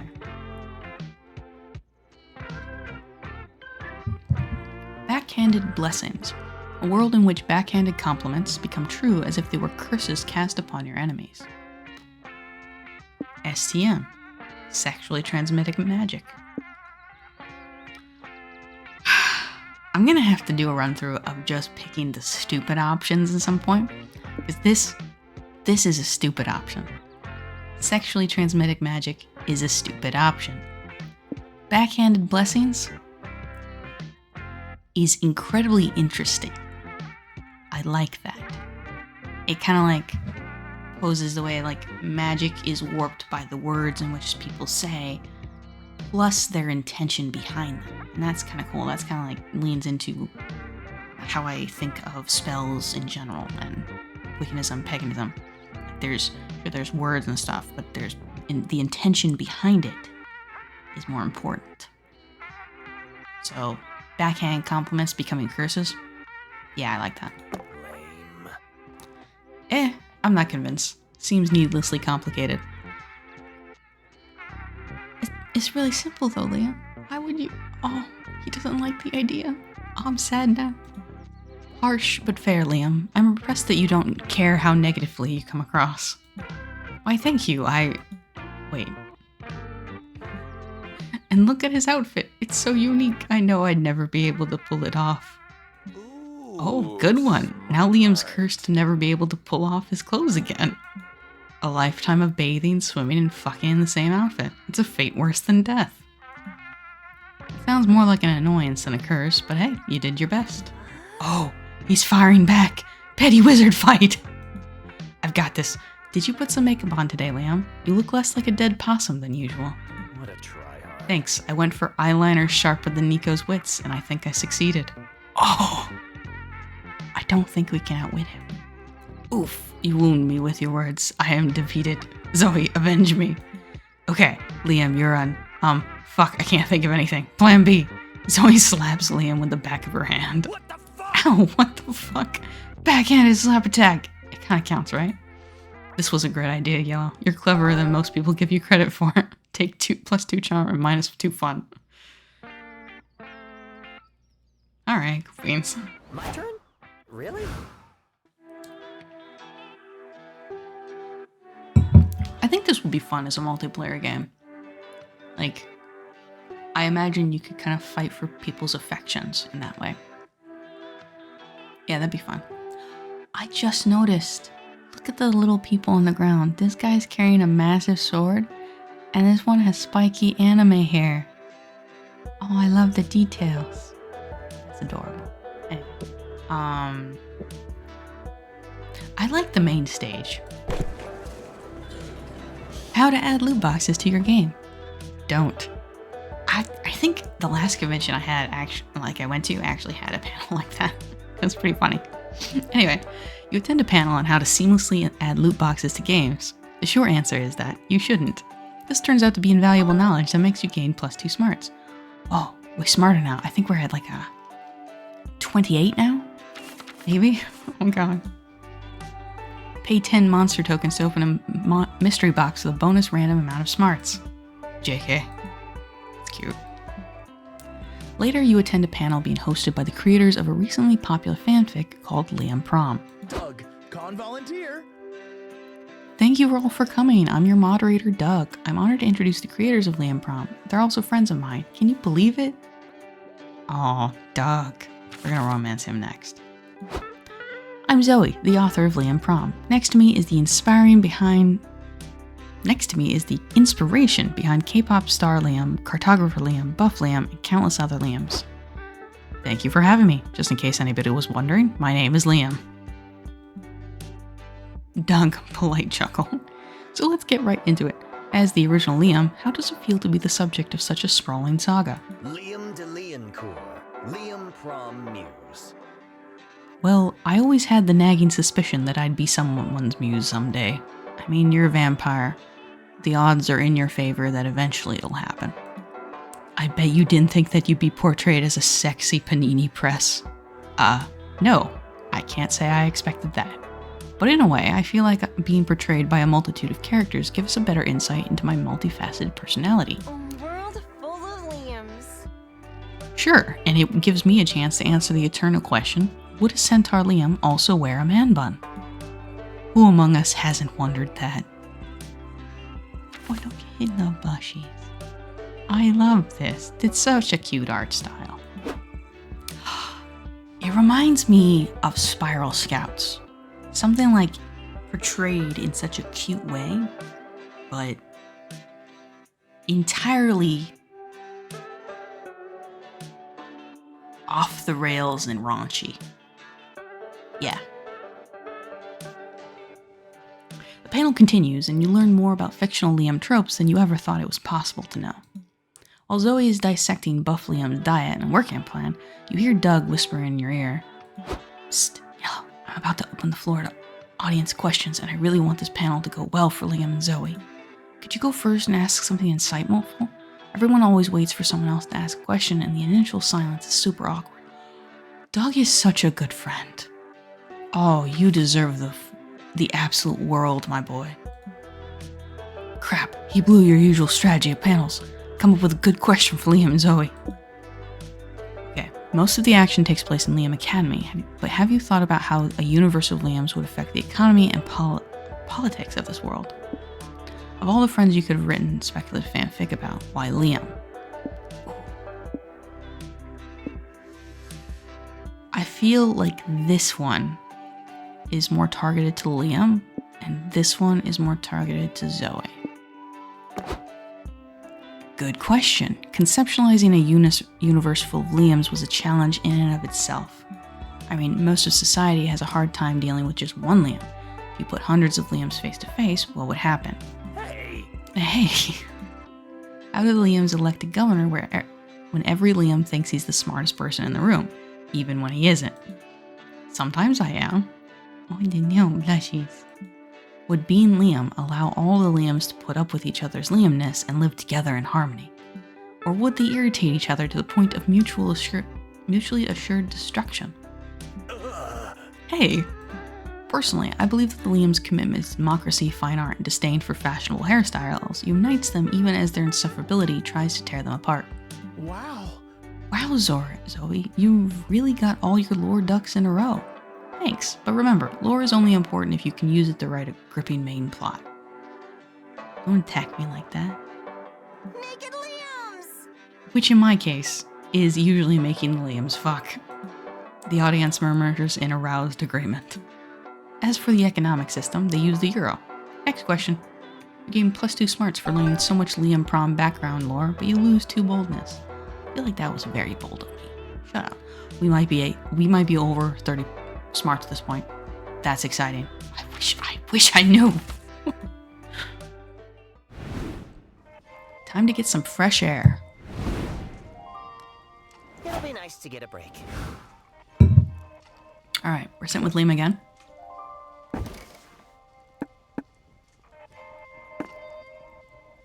Okay, talk about the SpookyCon friend group, the Redemption Arc program, sharing an apartment. I want to know more about the Redemption Arc program.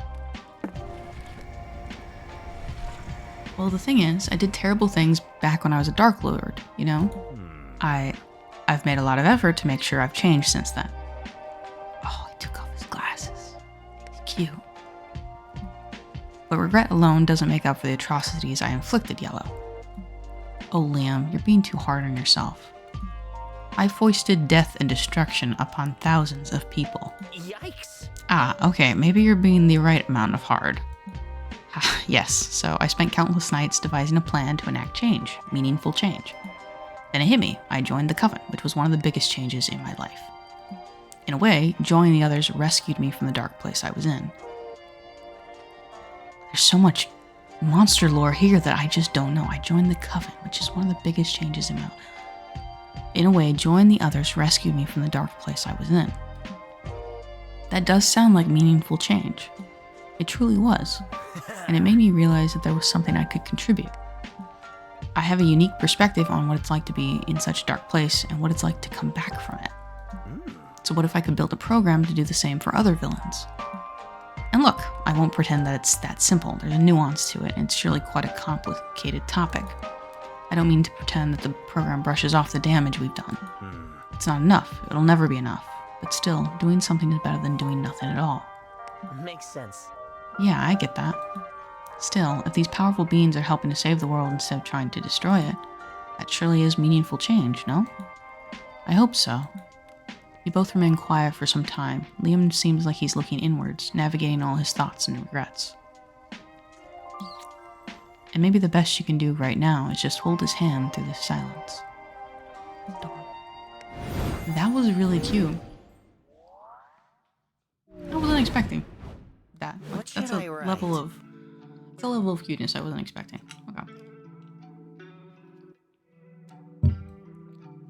And all of a sudden, it's time for the last brainstorming session for your comic. Where did the time go? Okay, what's a foolproof way to quickly annoy everyone at the city council meeting? Show off your walrus impersonation, attempt to seduce the mayor, voice your very knowledgeable opinions on mustard yet again, debut your stand-up comedy act.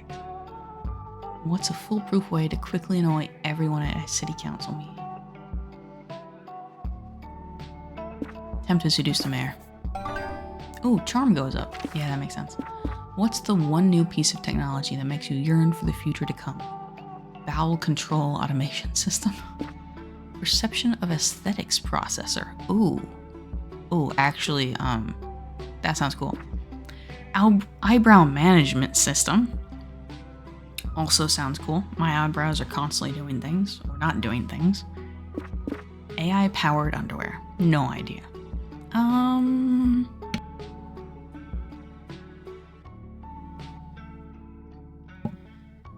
think perception of aesthetics processor. Understanding how other people view aesthetics and why they do. That sounds very cool. I don't know what that wasn't smart. I'm scared of big crowds. Alright, day 4. Day 4, merch hall. Near the merch hall, you find a mysterious fortune-telling machine. There's a sign that says, "Ask a wish, and Zoltar will grant it." Originality is not your strong suit, so you ask to be big. The machine spits out a ticket that says your wish is granted.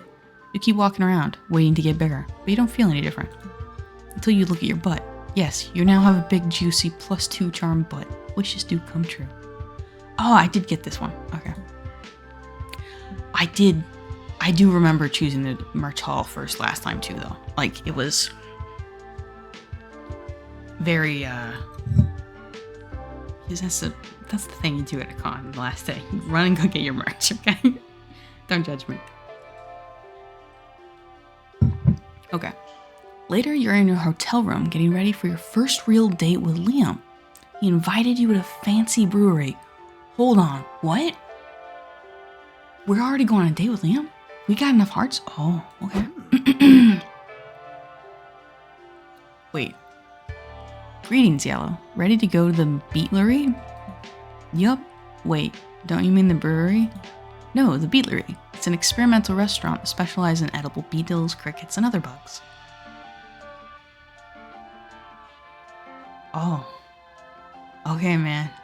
Look, I'm down to try new things. Bugs are the protein of the future, you know. When climate change has killed off all the cows and chickens, you'll be happy I've already prepared your palate. That scary shine, my man. That scary shine. Okay. Well, are you still down to drive us there? Actually, I had a better idea. I've rented a tandem bicycle for us. Think of it. Us steering in sync, bonding over the city's criminal lack of bike lanes. Oh god. Death is nigh. Oh, how far away is the restaurant? A mere 10 miles. It'll give us plenty of time for stimulating conversation. Note for the metric system users in the audience, 10 miles roughly equals way too many kilometers to cross on bike.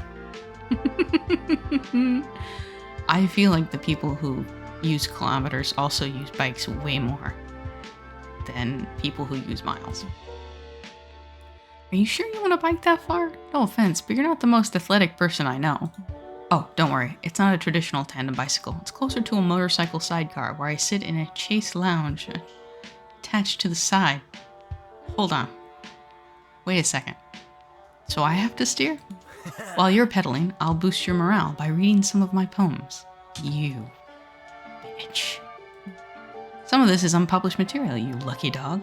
That could be okay. It's a good thing Liam's sexy, because this is shaping up to be the worst date of your life. Still, there's gotta be something that can somehow make this romantic, but what?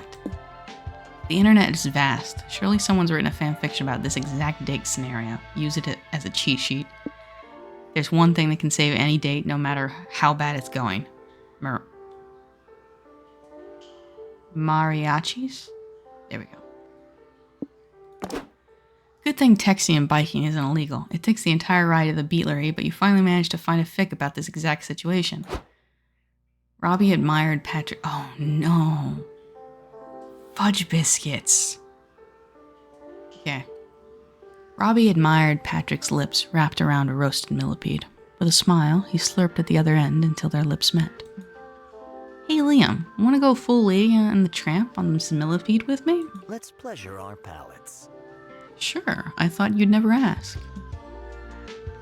That was thrilling, Patrick said, but you know what gives you even more tingles down under? He grabbed a handful of live ants and shoved them down his pants.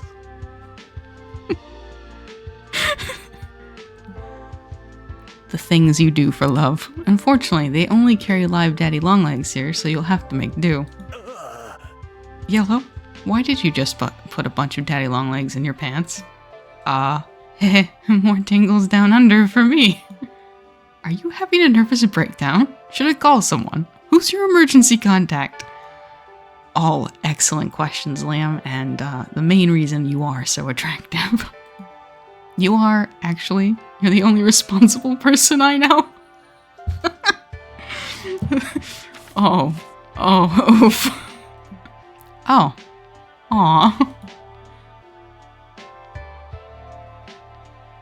Oh, God, okay. Oh, Pat, Robbie says lustily. He inserted a straw in the waistline of Patrick's pants. Maybe it's time for a little anteater role play. Hey, Liam, wanna do some daddy eater role play? That is... Dude, he's blushing at your admission of him being your emergency contact. You need to roll with that. What? What the fuck is a daddy eater? Why are you being so... Wait a minute. Are you trying to... No! No! Oh, this is we can't recover from this. There is no coming back from this. Absolutely none. Are you trying to recreate my old Pat Robbie fic? What? You wrote this? Well, yes. Sorry if the writing felt a bit juvenile, but I've always wanted to come to this place. I wanted to capture what a perfect date will look like. Oh, does that mean? Yes, Yellow. I'm having the time of my life right now. Thank you. Cute little... Okay, this is worth it. Liam gives you a long, deep kiss that tastes like bugs. Totally worth shoving bugs in your pants. You gain +2 creativity, but lose 2 fun. That's kind of cute. I'm not gonna lie, that's kind of cute. Are you sure it's my turn? Okay. That was interesting.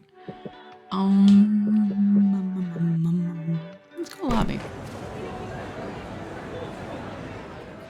You're flaunting your cosplay all over the lobby. Suddenly, you lock eyes with somebody else. Somebody cosplaying your character's arch nemesis. Oh, that's always fun.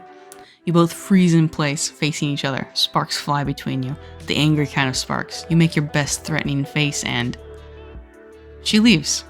Maybe this was all in your head, and she was just weirded out? Whatever. You gain +2 boldness for facing your worst enemy. Man, that could have been like such a fun time though. You could... oh. Whatever. Later, you're standing in front of Liam's hotel room door. He's promised you an unforgettable evening, so you're giddy with excitement. And horny. Ready for a crushing defeat? That is an interesting way to phrase that, sir. Ah, you made it. I hope you've got energy to spare. I just set up the game. Wait, what? Oh. Oh, crushing. Got it, okay. Of course. Wait, we're playing a board game? This is no regular tabletop game. It's Tender Buttons, this year's winner at the Erotic Board Game Awards. That sounds slightly more promising. You sit at the table and throw the dice, eager to get to the good part. Lick and ear. Ready or not, here I come. No. Wait, you can't perform the sexy action yet. As per the instruction manual, you must first take a conditions card. That is a scary shine going on. You are enjoying this too much, good sir. You reluctantly take one and read it. Earn 30 sexy coins to perform your assigned sexy action. You spend the next 15 minutes earning sexy coins. It involves an astoundingly unerotic amount of resource management and some time spent in sex jail. Alright, my turn. My erotic challenge card says, find out your sex challenger's favorite... I'm a mathematician, not a studier of English. Erogenous zone? God, I hope I'm pronouncing it correctly. Finally, how are you gonna go about it? Trial and error? Ha, good one, but your intimacy meter is too low. I need at least 3 confession points before you tell me. Oh man. There's no need, I can tell you now. Ah, sweet yellow, it's clear the instructions have gone over your head. Let me go over them again, slowly this time. You zone out immediately as Liam embarks on a thorough explanation of this erotic game. It can only be described as the most bizarre foreplay you've ever witnessed. There's only one way out of this and into Liam's heart. Beat this game to get sexy and prove your bona fide board game skills. Alright. Alright, so, first, this feels like punishment, which means Liam probably gave you a safe word while explaining the rules. You rack your brain to remember it so you can move on to a different activity. Subvert the rules by ending the game in an unexpected way. Eat all the game pieces. You'll also get to show off how much you can swallow.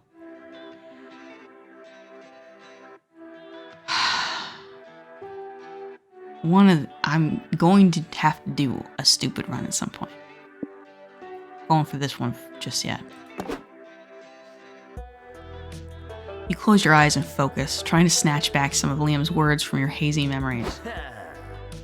So you take a touch card and pay 2 sexy coins. Come on, you can do this. But you also lose your arousal bonus. Nothing, you're drawing a blank. You have to do the second best thing, which is shouting random nonsense Liam can use as a safe word. Blowtorch! What? What? Papaya! Are you okay? Honeycomb! Honeycomb! Oh, I see. You're trying to distract me while my foreplay timer runs out.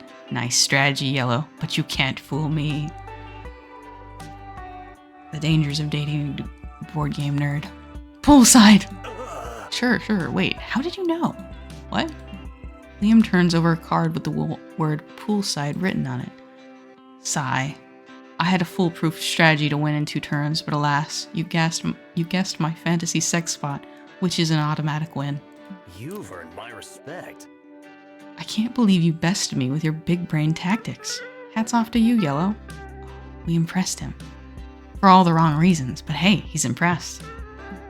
Anyway, rematch? You rush to place your hand over his. I have a better idea. Disaster averted. You gain +2 smarts because your big brain tactics finally return this game into actual sex, but lose 2 creativity. I feel like this should be charisma. Charm up. Anyway.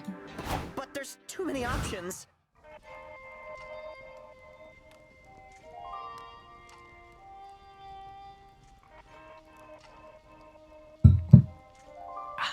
Alrighty then. we doing next? That was the lobby. Yeah, screw it. Let's go to the hotel. You're in the hotel room, sewing your cosplay costume, when you mistakenly sew it to the bed's blanket. You could unsew it, but that would mean admitting you made a mistake. So you decide to properly implement a blanket in the costume design and leave your dumb ego intact. Look at you, being a stubborn dum-dum. Here, have +2 creativity for such out-of-the-box thinking. Cute. Later, after waiting in line for 46 minutes, but who's counting, you, Omen, April, and Liam have made it to the con security checkpoint. Step through the metal detector, sir. I see Hell and Angels are working together. Certainly, I don't have any metal on me, but you may find a dangerous weapon on my person if you conduct a more thorough search. Are you hitting on me? Absolutely not. What? God, No. Absolutely not, God, no. Just one no would have been enough. Oh, you hurt him. Why would you hurt him like that, Liam? Okay, well, if you're done assaulting my partner's self-esteem, you can be on your way. Ugh.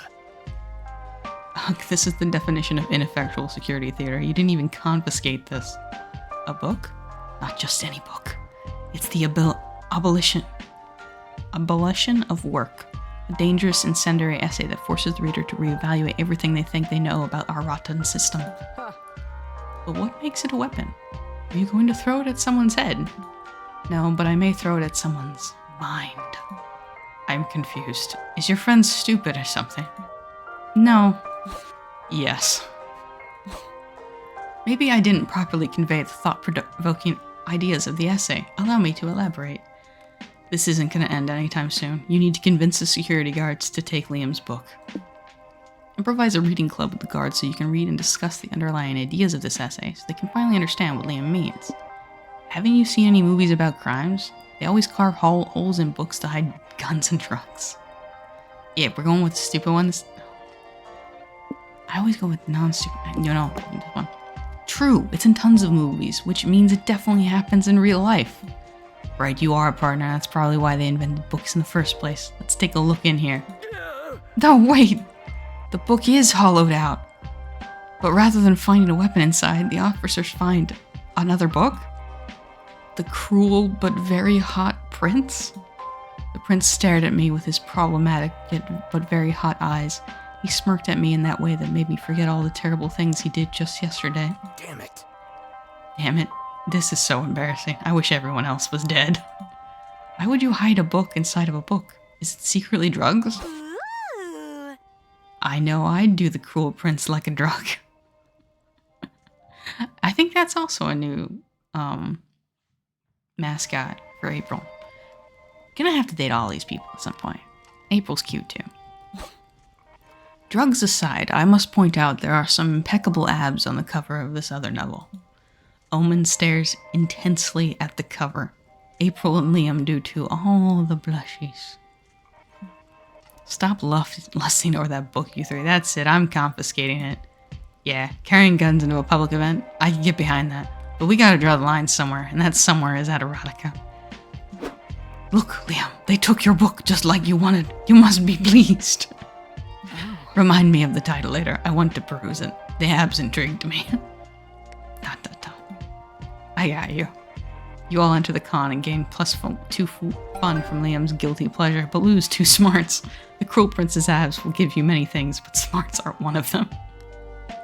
You know what? That's fair. Are you sure it's my turn?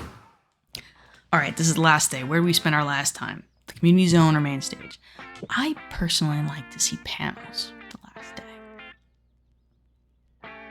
Shopping and panels. Yes, and this is exactly the kind of panel I like to see on my last day. Ranking of best anime butts. You sit down at the main stage to learn about your favorite art form, anime. Specifically, a ranking of the best anime butts. Some of the choices are intriguing. I mean, sure, mecha robots technically have big asses. By the end, you learn more about the panelists' fetishes than anime. You know what? That tracks. But that ass-centric knowledge still grants you +2 smarts. Grab some glow sticks and do some vocal warm-ups. You, Liam, and Doug are watching April perform a concert today. April! April! Whoa! Go, April! Knock 'em dead! This is Doug, by the way. You are adorable, my friend. You know she doesn't go on stage for another hour, right? Yeah, but I still want her to know we're here to support her so she'll do well. You sweetheart. Unfortunately, whether or not April's concert goes well is out of all of our hands. A good idol concert needs rigor, cohesion, functional glow stick choreography. And April's fools, well, just look at them. You all look out at the crowd attempting to pump their glow sticks to the beat of the song playing on the loudspeaker. If you were trying to time your heart to the asynchronous beat of the April's fools produce, you'd surely go into cardiac arrest. Oh god, they really are terrible. What if April's concert's bad? She'll be so sad. She might get depressed and quit music and shave all her hair off. That is a little extreme, my friend. Calm down. That's what I'm saying. Yeah, Liam is my spirit animal. Extreme problems require extreme freakouts, Liam. We have to make sure this concert goes well. April's life basically depends on it. It's up to you guys to save the concert. How can you make April's fools be more in sync? Make a deal with the devil. April's fools will gain decent coronation in exchange for 10 years of their lives. They'll thank you later. Harvest all their souls and hoard them all together inside a single raccoon and then bring them back. It's like a coordination furry boot camp. Raccoon is not the solution. Make a deal with the devil. Ooh, you hot. Did somebody say deal with the devil? Are you eavesdropping on us? I tend to follow Yellow around. He loves making deals. Yesterday I got 3 years off his life in exchange for a hot dog. No, that checks out. Well, today I need all of April's fans to learn perfect glow stick coordination for the concert. In exchange, we can offer you 10, no 11 years of their lives. Taking a deal that's not being made in your name would be unethical. That's what I'm saying. But I'm a devil, so unethical deals are my favorite deals. I'm in. Whoa! Wow. That was so cool! You're really good at haggling, Yellow. I mean, I get followed around by a devil, apparently. Practice makes better? Is he, though?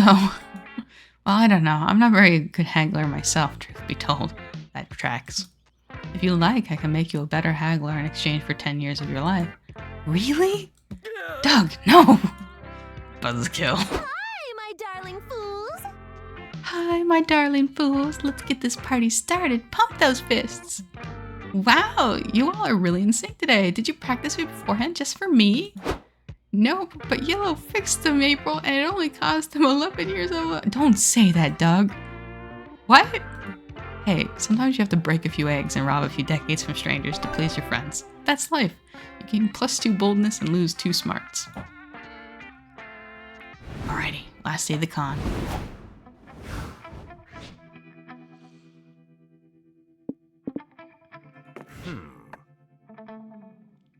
I mean, we've already gotten to, like, kissing with him, so it should be easy. Let's check your comic.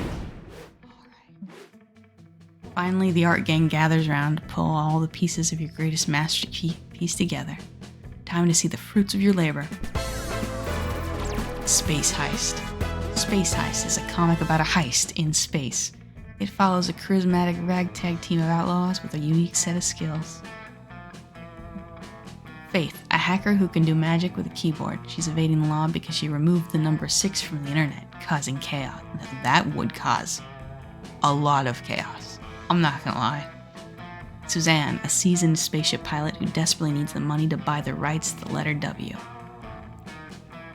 Calculester, an android who wants to learn all about the thrills of life. His tech provides a valuable resource to this adventure, a vast knowledge of flower symbology. Cute. And the band's leader, Valerie. She's a space pirate with a thirst for money and a score to settle. Together they will aim for the one thing no one in the galaxy has ever dared to steal. The heart of Douglas, King of the Moon. Cute. God damn it, Calculester. I told you not to seduce Douglas, King of the Moon. I had to take the risk, for I wanted to experience the thrills of life. Stop fighting. I managed to hack into their perception of aesthetics. That ought to keep them busy. Come on, you two, hop in here. The station is about to explode. Fasten your seatbelts. Never again, Calculester. No promises. I can't make any promises, for I am programmed to live. Kaboom! Our heroes escaped with the skin of their teeth, but by blowing up the space station, could they have also blown their cover? To be continued. That's adorable. That was so cute. I loved every second of it. Alright, you finally gather your courage and ask your favorite centuries-old hipster to go to the con after party with you. Oh god, am I a hipster? I'm a hipster. Con after party? Let me check my schedule. 6, Brood, 7, Past Judgment, 8:30, Snack Break, 9, Brainstorm titles for my memoir, Liam, working title. Sorry, I'm booked. Actually, now that I think about it, Liam, a working title, is exactly the subversive title my memoir should have. Yellow, you're in luck. My schedule just opened up. It's a date. Glad I could help, buddy. Yaoi is not the only thing I like. Oh, that's adorable. The after party was perfect. You and Liam stood in a corner all night, gossiping about the other attendees. You discussed their heinous outfits, their terrible dance moves, the cringeness of their emotional availability. And then suddenly, Liam was hardcore making out with you. Excellent. You knew being an unapologetic prick would eventually turn him on. Mission accomplished.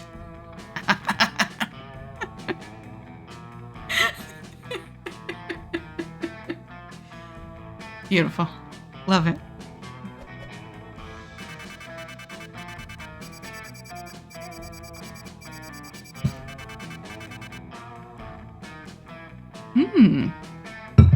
I didn't get a secret ending this time. Oh, interesting. Okay.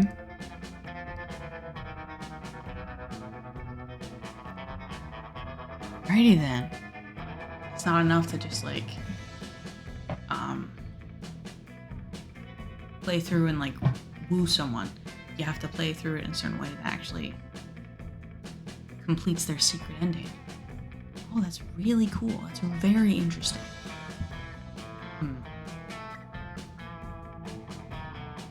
Yeah, I like that. Okay. Before we knew it, the con had ended. It was just 4 days, but we could swear it felt like an entire lifetime. All sorts of misadventures took place, entire friendships blossomed, and we ourselves changed as people. The idea of going back to our day-to-day lives made us feel a bit disoriented. Promises were made of not growing apart, of meeting again soon. Still, we would lie if we said it didn't feel a bit sad to leave all that behind. But as each of us went our own way, we realized that wherever we went, these people would be there, with us. With that came a truth that, to this day, we hold close to our hearts. That no matter where we are, we belong. It's a thought that still gives us warmth, that makes us feel, once again, young and unafraid. And it reminds us that even as years go by, we will always be ready to start. When you stream, you would not believe what you have to deal with. So many companies treat you like... You can now call Suzanne. Unlocked a new outfit for Liam. 2 new comic genres.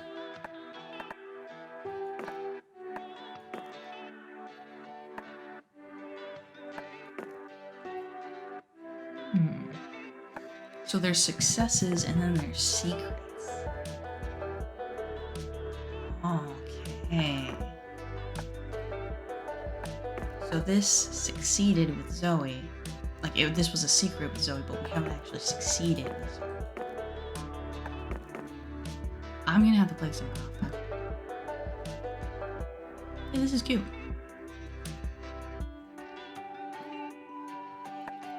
Alrighty, time for one more. Yeah, I got time for one more. Let's do this.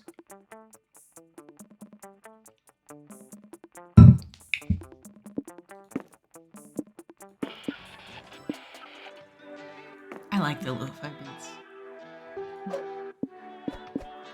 Alright, so we doing red or green? Kind of like the laid back kind of bad boy chill vibe that green's got going on. Here we go, I guess.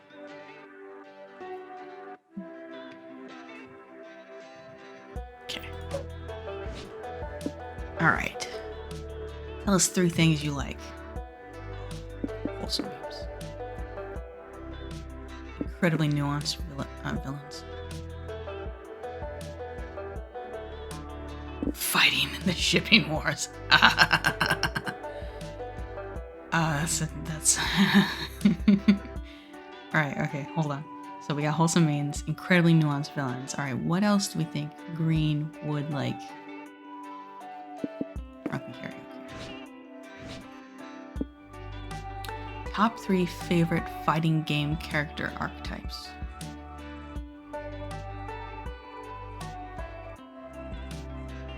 Uwu Bruiser,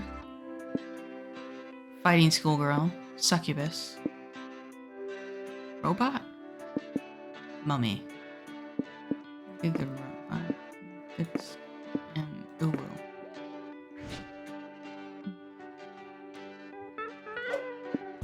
Alright, so we've done romance and sci-fi. Is that match? Oh no. I feel like green. I think this is super. Yeah. Is there a food stand nearby? Oh yeah, those are very different numbers than what yellow had. Either they're like fit to different characters, or they're kind of like randomly assigned at the beginning of each playthrough. I don't know which it is. I feel like green would start in the hotel. That's a cool cosplay, my friend. You're in your hotel room, unpacking your bags. Crap, you forgot your cosplay underwear. You wanted your cosplay to be 100% faithful, but now you're forced to use your regular underwear. This is a technically imperceptible cosplay tragedy. I feel for you. Here, take +2 creativity to imagine you're wearing the underwear you left at home. I am inspired in the fact that you had cosplay underwear. That's hella cool, man. Okay, you, April, and Zoe stop by the hotel room to freshen up, and you're surprised to see Doug chatting with someone inside. Alright. Yellow. Hey everybody, meet my new friend, Pom Pom. You gals have the stuff? Oh, hello, great orange one. Who's this Doug? I don't know. I met him outside and he asked if I had the good stuff. I've just gotten lots of good stuff at the con, so I said he could come up and check it out. Oh, Doug, you sweet, naive boy. I don't think he was asking to see your vintage comics, Bud. Yeah, the good stuff is usually code for drugs. Or so I've heard. Honk honk. Golly. Oh golly, is that true, new friend? Yeah, but you just said golly, so I'm guessing you don't have any drugs anyway. That is a yes. Anyone who says golly, they don't sell drugs. It's fine. I've still got some of my own left. Anyone want to hit the slopes with me? Yes! That's a new mascot. Yes. No. Yes, but no. I don't know. I don't know if I should. I've never seen a drug in real life before. Only do drugs if you want to, Doug. And even then, only do them in responsible amounts with people you trust. Incredibly good advice. Responsible amounts? That's not my style. We're doing an irreversibly fuck up your life amount. Jesus Christ. Oh, no drugs for me then. But you have fun with that. No, I fucking hate doing drugs by myself. I'm not leaving until we all get fucked up. Or until I die, whichever comes first. Yikes, this is a tricky situation. You need to think of something other than drugs to do that'll satisfy this creep enough to make him leave.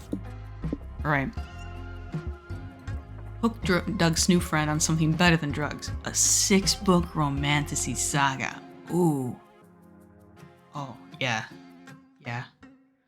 Convince him that his true calling in life is to become an astronaut. No, we're going the romantasy saga route.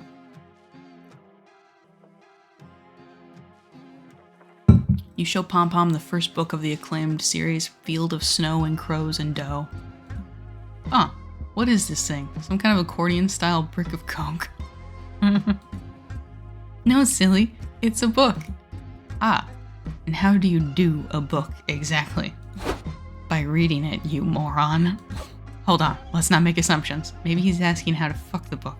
I'd personally recommend starting with la la la la la, I don't want to know. You sweet wholesome man. No. What I mean is, how do you get high off this? You consume the words. There is a certain amount of, like, book smell you can get high off of. The smell of the glue. You tear it into strips and snort it? Is it a suppository? Oh god. No, you just open the book and look at the word inside, and you're transported to other worlds through the magic of imagination. This is an adorable man. Oh, so it's a hallucinogen. Goodbye. If we say yes, will you get out of here? Apparently the answer is yes, and later you see Pom Pom trading the book for ketamine, so everyone eventually got what they wanted in the end. You gain +2 fun for spreading the joy of reading, but lose 2 charm. Let's go somewhere with chairs. Let's go to main stage then. New proposed TTRPG classes. Beige Maid, Druid 2, Guy with a Gun, Rogue. Was this already a class? I can't remember. You sit down to watch a panel about new proposed TTRPG classes. Yeah, Rogue's been a class for a while.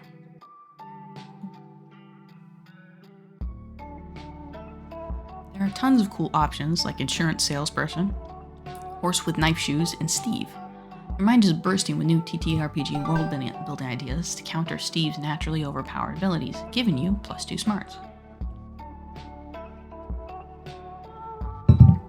Cool beans.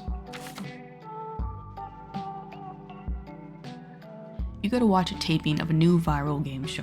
A few lucky audience members will even get chosen to play. Welcome to Suddenly Game Show Trolley Trials. I'm your handsome host, the interdimensional prince. Our first contestant is the slimy sweetie in seat 38. Slime to meet you. Wow, I can't believe this is happening. It's an honor to meet you, Your Highness. It must be. Now, on the screen, you'll see a trolley speeding towards 5 tied-up captives. This lever can redirect the trolley to a track with only 1 person tied up on it. Will you pull the lever, contestant number 1? What? What? Is this live? Are those real people? Are they gonna die? Why do I have to choose who dies? Oopsie, you ran out of time. Your inaction kept you from having to choose, but resulted in the deaths of 5 people. No points for you. Oh god, what have I done? You have destroyed this beautiful man. Next contestant. The undefeatable Omen. Yes, 'tis I. Tell me, who are the people tied to these tracks? Have they wronged me somehow? Are any of them doctors? I'm not sure. I suppose the man at the end is wearing what could be a lab coat. Then I shall subject his group to trolley side. I do not care for doctors. Omen is straight to the point. Wrong answer. Stupid justification. 0 points. Next contestant. According to classical utilitarianism, you must prioritize the good of the many and redirect the trolley to the track with only 1 person on it. Pull the lever, Prince. Correct. And so fast, too. Congratulate. Then I turn the trolley around and kill the other 5 people, too. Sometimes I forget she's an evil clown. With so many homicidal urges. What? Why? You silly goose. Isn't the point of this game to kill the most people? Silly goose. No, that's not the objective. It seems there's been a misunderstanding, so I'll let you change your answer if you want. Nah, I'm good. That just leaves 1 more contestant. Green in seat 39C. Oh, we were sitting right next to Doug. Will you pull the hypothetical lever? Use your phone a friend lifeline so you can defer the responsibility to someone else. Defund the trolley infrastructure of this hypothetical city. It has only brought terrible transportation, several dead people, and no ethical clarity. Oh my, that was our super secret correct answer. It's also the answer that puts an end to this program. I don't know how to feel about this. Oh, Wait, did you just win without killing anybody? That seems counterintuitive. Green's a winner because he saved everyone in this dilemma and in every dilemma that could have been. He is a hero. This is what it takes to be a hero. Pass. Fuck the haters. It's not often you get to be a hero and get the international prince fired in one day. Win-win. Over the next few weeks, you meet with city planners, government officials, and trolley operators, dismantling the whole establishment. Hell yeah. God knows why you're qualified to do all of this, but God knows why this city's public transport relied on killing innocent people in the first place. So whatever. By the end of it, you've made a huge difference. The city papers can't stop singing your praises.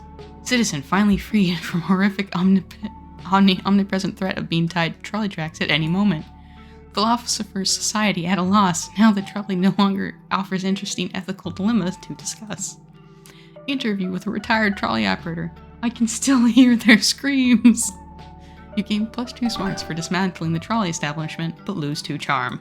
So, where's the chill zone? That was excellent. Merchant. That's so cute. Look at his whole. I love the different, like, the pictures for the merch hall. It really establishes the different, like, character loves. Walking around the merch hall, you notice a stand full of retro toys. Hey, some of these you remember from your childhood. Actually, you remember all of them. Did this guy raid your parents' house? You buy them all, just in case. Life was full of charm back then, before reality made you a cynic. You might be too old for these toys today, but you can still siphon +2 charm from the memories. You, April, Doug, and Nico are checking out the video game showcase booths. There are so many exciting demos to try. Oh, wow! The demo for Fighter of the Streets V is out already. I gotta try it. Nico, I love your outfits. Oh my god. Actually, I was here first. You'll have to wait your turn. Don't worry, my viewers are putting F's in chat for you all. Oh god. Oh, I hate it. Oh, I hate it so much. Oh, that's okay. Do you know when you'll be done? Sometime between in the next 5 minutes and whenever I feel like it. Cool? Cool. Yo. He seems nice. 20 minutes later. Senpai, I was wondering when will you notice me and the rest of my friends still waiting for our turn into play? What's that? I can't hear you. All of the sound of these combos I'm hitting. Get wrecked, bitch. Psst, Green. This is dragging on a little long, don't you think? And I can't confirm or deny that the guy's about to take a bullet to the back of the head, but it is a growing risk. Calm down, darling. So I think it'd be smart if you made him leave just to be safe. Alright, hit him with an axe, but like the blunt end of it. You're not a total monster. If he's not giving up the controller, you can always make him your controller. Go full Ratatouille. No. Thank goodness you slid a hatchet into your pants leg this morning. You used the blunt end of it to concuss the stupid streamer. Whoa. Oh, you have an axe in your pocket, Green? How'd you sneak that past security? The guards let me keep it. I told them it's my emotional support axe. Okay, but are you sure violence was the right way to solve? Oh, fuck. Yeah, that makes sense. Doug doesn't like violence. He wants people to get along. He loves everyone. Oh, you're right. Yes. Works for me. Wow, no hesitation in that answer. I gotta admire your conviction. Oh, okay. Besides, we did give him several warnings. I think clubbing him in the head was just enforcing good con etiquette. Should we move his body? His blood's getting pretty close to the electronics. Yeah, we shouldn't upset the other con guests with half-dead bodies lying around. I guess let's put him under the table. Oh, they have the new Priscilla Bronte single on this game. Does anyone mind if I play first? Go for it, girl. Do you want us to hit you with the blunt side of the axe when your turn's up? No. Just telling me will be enough. Gotcha. Gotcha. You gain +2 boldness for solving your problems with violence, but lose 2 fun. My turn already? Okay. Alrighty. Okay.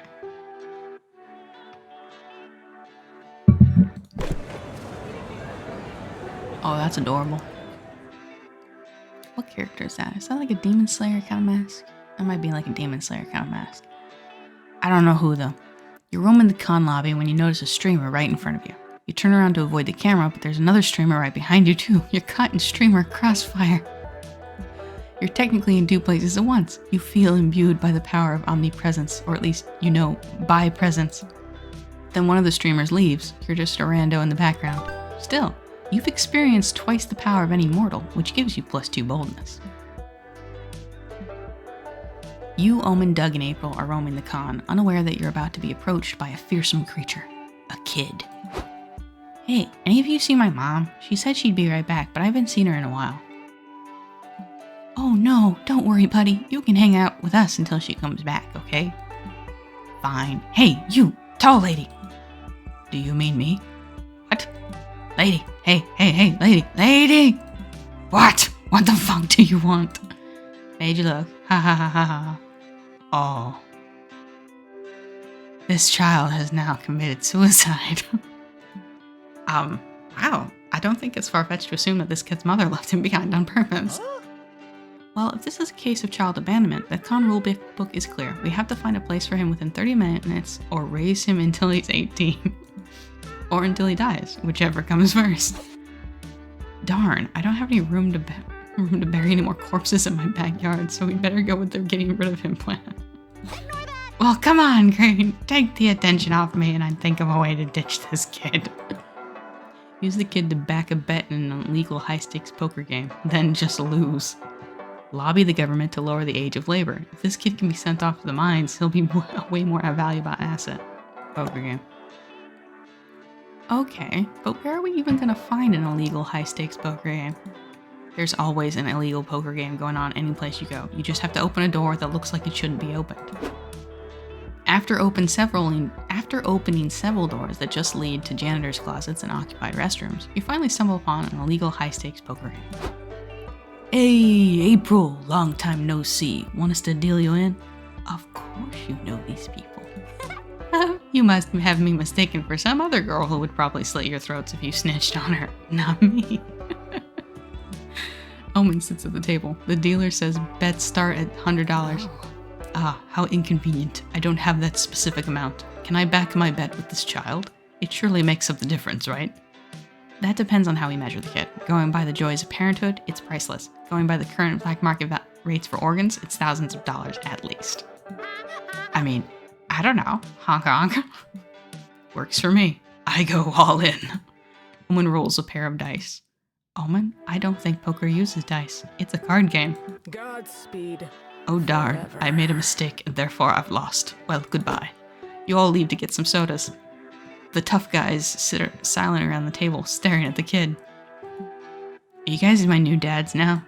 You lose 2 smarts, but you gain +2 fun for gambling. Interesting. Finally, snack time. Okay, so we have to decide now. This is green. I really like Doug, but does Doug fit green?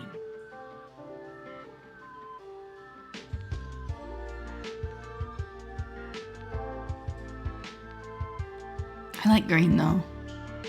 Green and green. Yeah, let's go green and green. Alright, what do you want to do? Go for a walk, board game night, or go out to dinner? Let's go out to dinner. Oh, you happy little slime boy. You and Doug go out to a fancy restaurant. And share some fries. You're having a lovely time until you get the bill. There's no way either of you can afford this. Yeah, that's about right. So your lunch gets extended by a bonus 4 hours while you two wash dishes to pay off your debts to the restaurant. It's a surprisingly fun bonding activity. You wash and Doug dries. Hopefully the customers don't mind slimy plates. The door.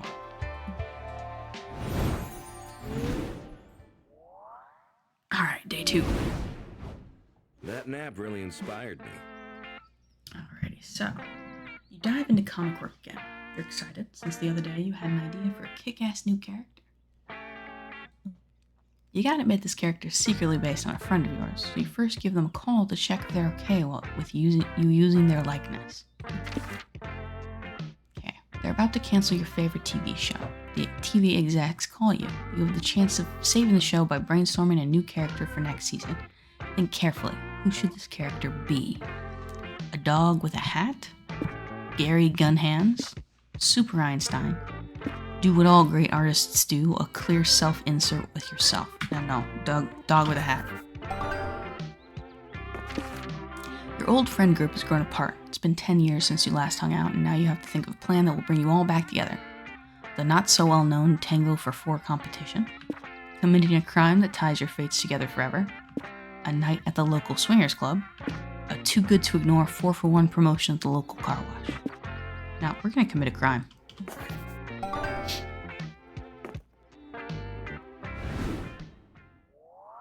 Time to get back to the con. Let's go somewhere with chairs.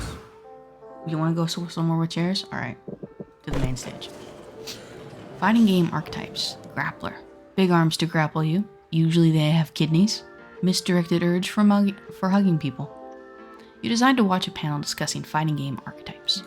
Your main goal is to determine which archetype you'd be. Are you a grappler? Are you a zoner? By the end of the panel, you realize you are the very rare lover, a highly ineffective archetype for fighting games. Makes sense. You are a better fit for a dating sim. Yeah, that makes sense. You gain +2 smarts for achieving such self-awareness. It's cute. I do love the panels at cons. I like wandering around, poking my head in places. I kind of more prefer like the late night panels though, like after 10 p.m. and stuff. I think they're funner. But I also really like just roaming the artist alley and seeing what people have made. Afterward, you're walking to the food trucks when you pass Doug carrying a boomerang of all things. Hello. Hey Green, what do you think of my new boomerang? It's certainly a boomerang. Haha, it sure is. Where'd you get it, buddy? I freaking love this thing. Boomeranging is gonna be my passion from now on. Go, live your dream. Why? Because boomerangs are so cool. You throw them and they always come back to you. Watch, I'll show you. Doug throws the boomerang. It doesn't come back. Oh no. Huh? Oh, I think I know what I did wrong. One sec. Doug goes to retrieve his boomerang. Okay, let's try this again. Return to me, my friend. Oh, he's so determined. Darn it. Dot, dot, dot. It's fine. 3rd time's a charm. I can do this. I believe it. Dot, dot, dot. Is this boomerang broken or something?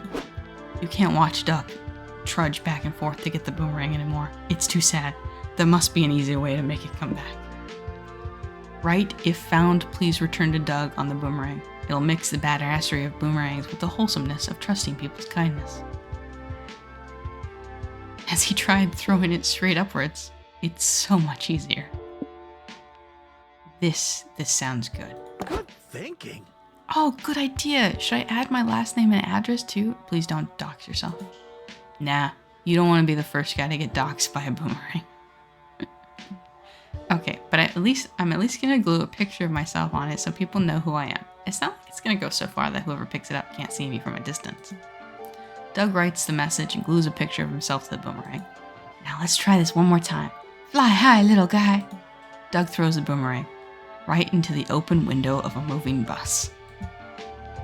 Dot, dot, dot. I mean, it was a really good throw at least. It was, wasn't it?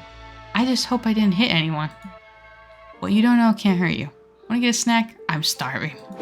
You and Doug head to the food trucks and get churros. You know, Green, I've been thinking. Maybe it's not so bad that I lost the boomerang. It wasn't that cool, right? Yeah, no, totally. In fact, I was thinking, hey, you there, you're Doug, right? I found your boomerang. You did? Thank you so much. Where'd you find it? It hit me in the head while I was on the bus. At first I was pissed, but then the boomerang and I went on this crazy misadventure and, well, I won't bore you with the details. Point is, I went searching for its owner and I finally found you. Take good care of this thing, okay? It's a keeper. I will. Thanks again. Have a great day. Whoa, that was so cool. Can you believe it, Crane? This must be a sign that I'm destined to be a boomerang master after all. Looks like this boomerang fixation won't be off the menu anytime soon. At least you gain +2 charm for helping Doug, but you also lose +2 smarts. So, where's the chill zone? Alright, chill zone. Let's go to the community zone. At the community zone, you find several 5D chess matches going on at the same time. I'm terrible at 5D chess. Time to prove your smarts to this whole con. You play 5 matches at the same time. I don't think we have enough smarts for this. Our smarts is 14. But we are bold. You make fast decisions going from chess table to chess table. Everyone's impressed. Until they realize you lost all chess matches in just a few moves. Well, you may have gained 0 smarts, but you surely gained +2 fun. Yeah, that sounds about right. Doug and Omen are competing in the Puyo Puyo tournament, and they need all the support they can get. You and April go to cheer them on. Hey Doug, great job so far. You're kicking butt at this game for children. I cannot believe I lost. This game is impossible. For you to have made it this far, Doug, you must be a true master. Yo. Well, I like to play Puyo Puyo to unwind before bed, so yeah, I'm not bad.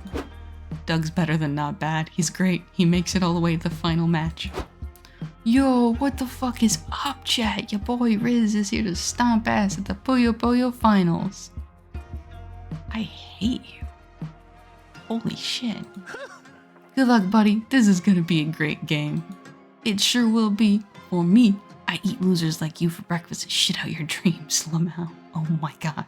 That was a great line. I'm not gonna lie. Not complaining, but I hate to sound rude, but don't you think you're being a little bit rude? Bruh, it's called trash talking. What's wrong? You can't take it? Are you a little bitch? You got a stinky little bitch baby diaper on? No, I'm not a biatch, and I can take it. It's just that taking it hurts my feelings, and I would prefer not to.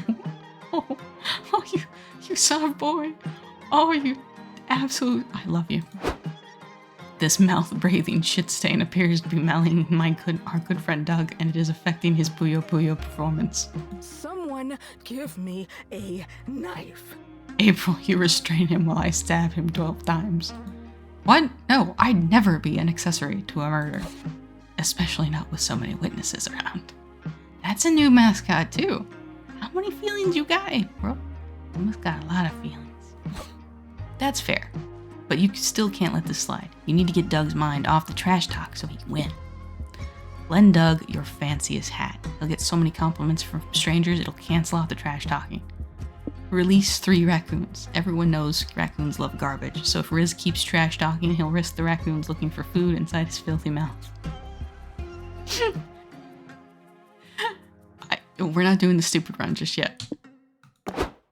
You grab your fanciest hat, which you always keep with you for self-esteem emergencies, and plop it on Doug's gorgeous gooey head. whoa, so cool. Green, are you really letting me borrow your fancy hat? I'm honored. Pfft, what the fuck ever, bro. You look stupid as hell. I almost feel sorry for you.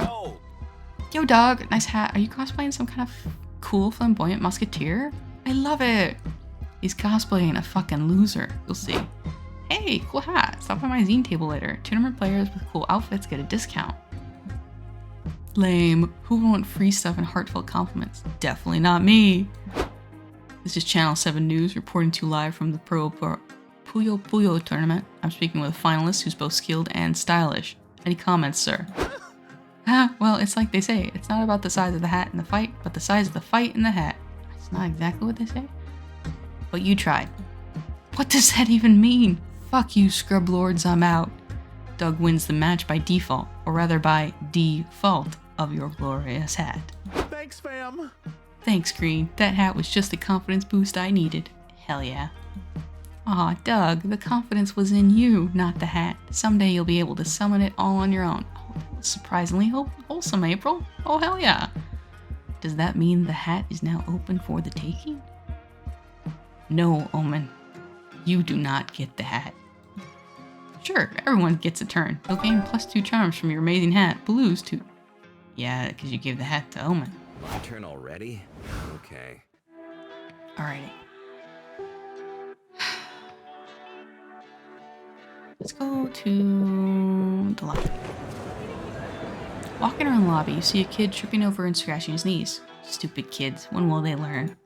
Still, you take pity on him and try to comfort him. You tell him not to cry, for there are worse things than scratching your knees.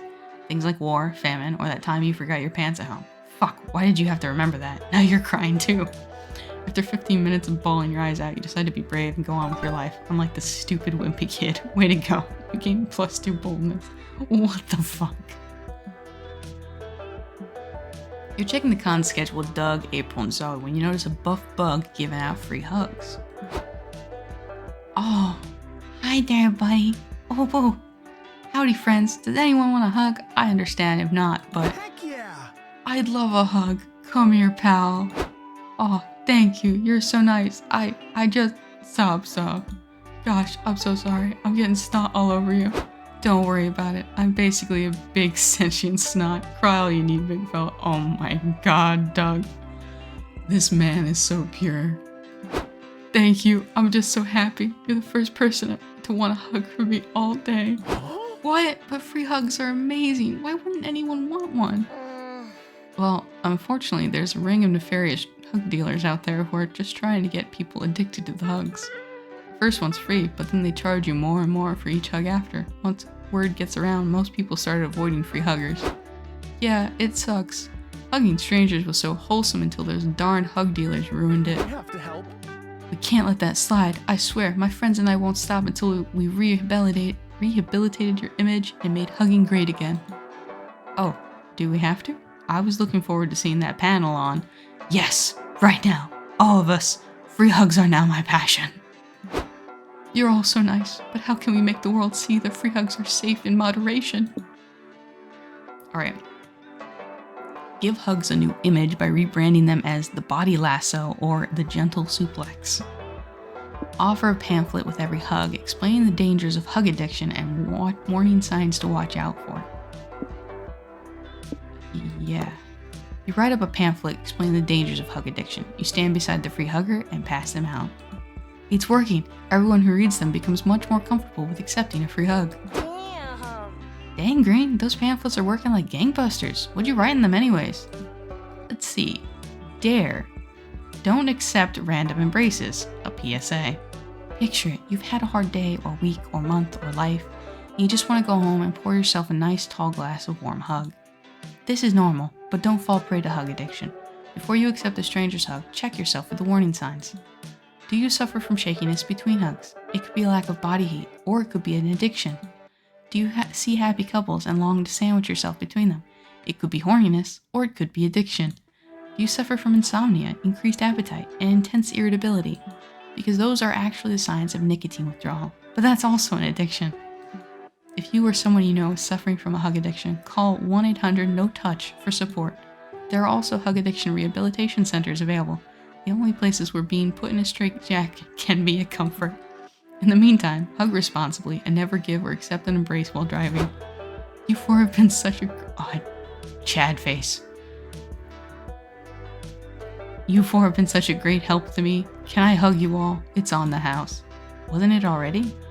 Who cares? You all group hug and gain +2 smarts for your pamphlet, but all that dry copywriting costs you -2 creativity. We are not being very creative, but we are very bold. And somewhat charming. Hell yeah. Is there a food stand nearby? Virgil.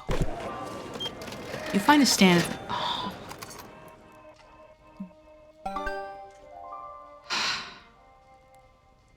3 for 3. I've gotten the VR headset.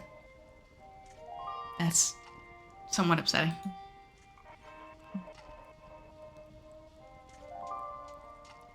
Sometime later, you, Doug, and Nico are checking out the indie game selection of the showcase hall. Whoa. And I can play the demo on your website? That's awesome. Thanks so much. Nico's cosplay is off the chain. I'll say this, dear viewer, in a world rife with greed and misery, it warmed this old detective's heart to see these indie games get off the ground. I know, just look at all these awesome titles. Mind Drive, Spookware, Disc Room, Once Upon a Jester, Mosalina. Seriously, these are all incredible indie games. Go check them out. It's just a shame that games like these don't usually get the recognition they deserve. Doug, you've got the answer already. We'll spread the word. We'll hit the pavement, use the grapevine, get the scuttlebutt around. Okay, let's scuttle that butt. Now you're talking. But we gotta spend our resources wisely. Let's pick one game to spread the maximum word about. Like that one.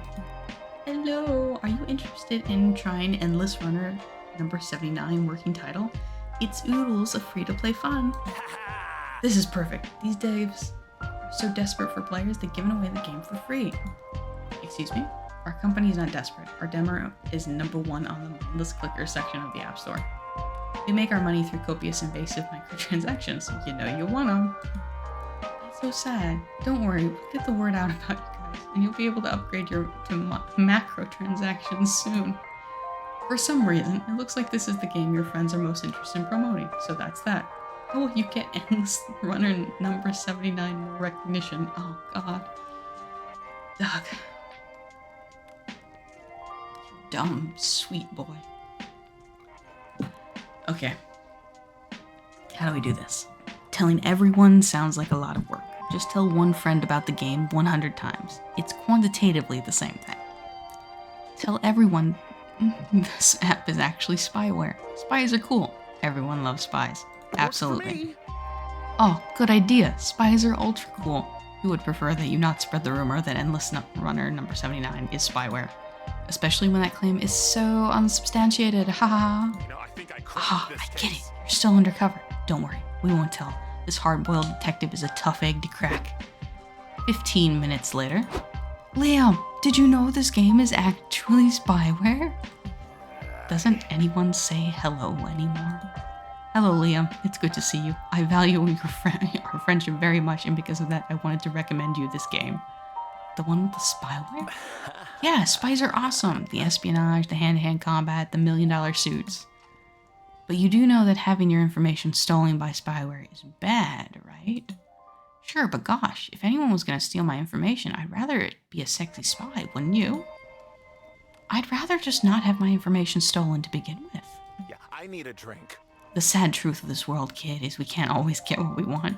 That's why I pickpocketed your phone and downloaded the game for you. My spy training's really paying off. What the fuck? Yippee! One satisfied customer down. Let's spread the word about the game to more folks. You leave Liam to work out which dark websites his credit card number is on now. You've got a game to advertise. You gain +2 boldness and lose 2 charm. Shopping time. It isn't my favorite customer. Well, actually, you aren't my favorite yet, but you might be if you pick a box already. Alright, so we got Zodiac Thirst last time, my little weird village.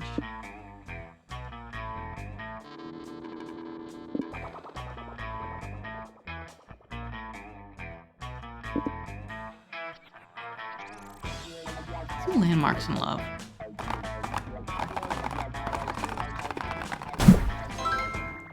Gorgeous wall of China.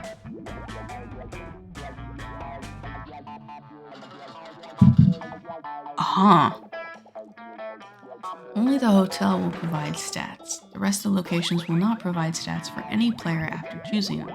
The stats given at the end of an event remain the same.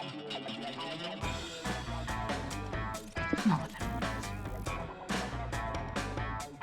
means. Only the hotel will provide stats, but the stats given at the end of an event remain the same. Okay. Good choice. Only a true connoisseur would pick my best item at random. Day 3. Comic time. Are stick figures fine?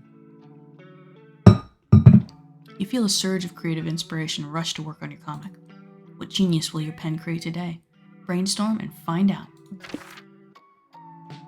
For your service to the rat community, the Rat King is bestowing you one superpower. Choose wisely. Wi-Fi kinesis, the ability to produce Wi-Fi signal with your mind. Explosive diarrhea, like explosive. The strongest armor ever. Plot armor. Hypervisibility, because only lame people want to be invisible. You're here to be seen. I want Wi-Fi.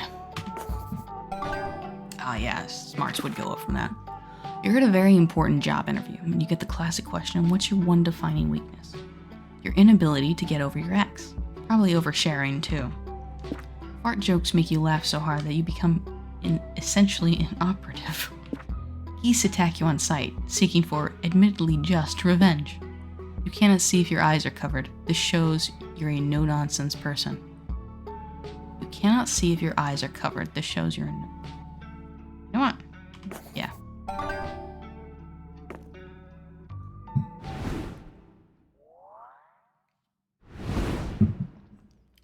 My turn already? Okay. Let's go to the hotel first, since we got that one thing. Since you have some time off, you decide to hone your drawing skills by drawing some fan art. You draw Son Goku, but you give him boobs. What a creative reinterpretation. Then you draw Splash Kaboom with a twist. You had boobs and name it Splash Kaboobs. You're on a roll. Finally, you draw Misato from Evangelion. You turn her into a green-skinned biomechanical symbiote and make her blonde. You also give her a second pair of boobs. You deserve +2 creativity here for your successful boob storming. Later, you're sitting around thinking about Doug, and as you often do, what's up with his sudden boomerang fixation? Hopefully that hype has died down by now. Hey! Hey Green, I'm glad I ran into you. Are you free right now? Yes, why? Because I want to take you on a date What a twist! to the annual SpookyCon meetup for boomerang enthusiasts. Oh, dear God. Fuck. Why is there a boomerang meetup at a con all about nerd culture? I wondered that myself. It seems weird since so many new nerds are uncool and boomerangs are the pinnacle of coolness. Sure, that's what you meant. Anyway, do you want to go with me? I get nervous around new people, so it'd be nice if I was there with someone I already like. Ugh, he's too cute to refuse. You follow him to the dumb boomerang meetup. Yes, this is the correct line of dialogue for Doug. Whoa! Whoa, this is amazing. I never thought I'd be in the presence of so many designer boomerangs. Neither did I, to be totally honest. I really hope these people like me. I'm only an amateur boomerang expert, but they gotta be like experts. Actually, they all look as wide-eyed and wet-eared as Doug, throwing their boomerangs and doing the walk of shame to go retrieve them. Still, Doug clearly needs a confidence boost right now, so why don't you give him a tip on how to impress his fellow boomerang dorks? Introduce yourself by yelling boom-erang. Everyone loves a good catchphrase. Get another boomerang. Nobody else here has 2 boomerangs. Get 2. That's perfect. And to think Liam said it was a waste of money for me to get a backup boomerang. I sure showed him. You watch Doug approach the other enthusiasts with a boomerang in each hand. I'm Doug. Hey guys, my name's Doug. I'm pioneering a new frontier in boomerang enthusiasm. 2 boomerangs. Dude, that's awesome. I can't believe no one's ever thought to do that before. How does it work? Do you throw them both at the same time, or do you wait for one to come back before you throw the other like a perpetual boomerang machine? Yo. I'm still refining the technique. First I gotta figure out how to throw them so they return. Haha. Hey, no sweat. All of us starting from the bottom. It takes hours of practice and dedication to be a real boomerang master. But you're coming strong out the gate. 2 boomerangs. The future really is now. And I have to say, I like the big strong guy with a thick rang in each hand. Aw, shucks.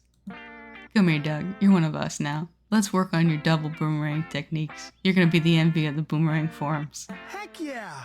I'd love to. Look, Green. I'm officially a boomerang guy. Oh my god, you adore little Seminole. You're not totally stoked about that, but you gain +2 fun for helping Doug anyway. You also lose to creativity. We are not very creative this round, but we're smart and bold and somewhat charming. That's all there is to it.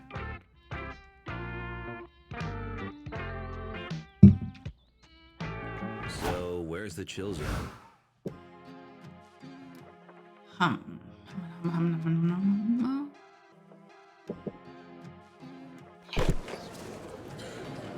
Soft or hard magic system. World building choices when writing your magical girl's story. You decide to hand a panel on the merits of soft versus hard magic systems in terms of magical girl fiction.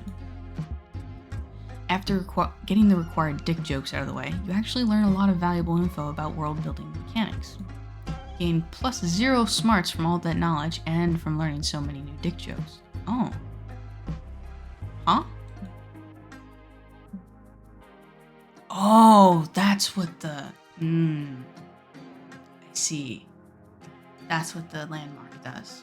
I don't get the little ups from the little bikini things. It's just the end of the scenario.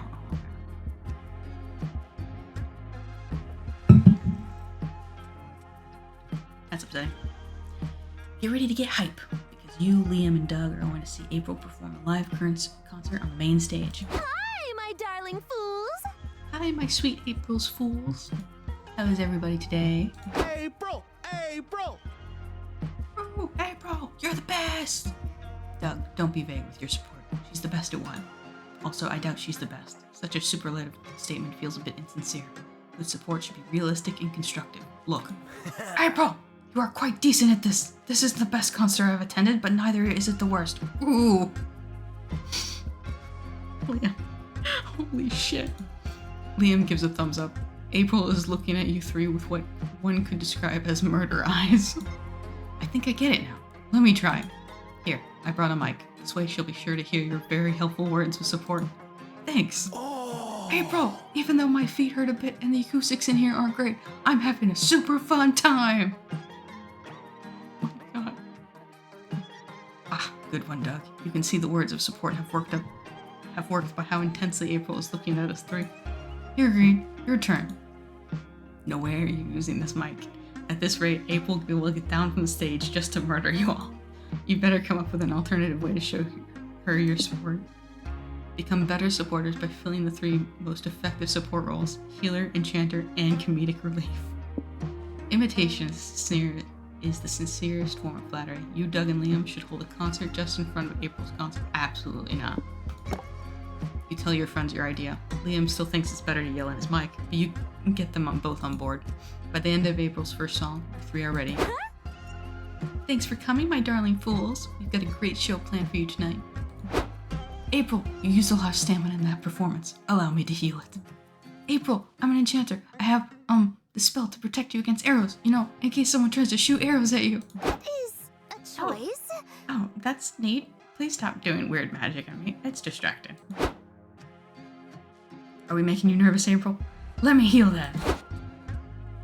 Nervousness is not something you can heal. It's not working. Liam, lighten the mood with your hilarious one-liner. Oh, God, that is not the role Liam should be given. Nope.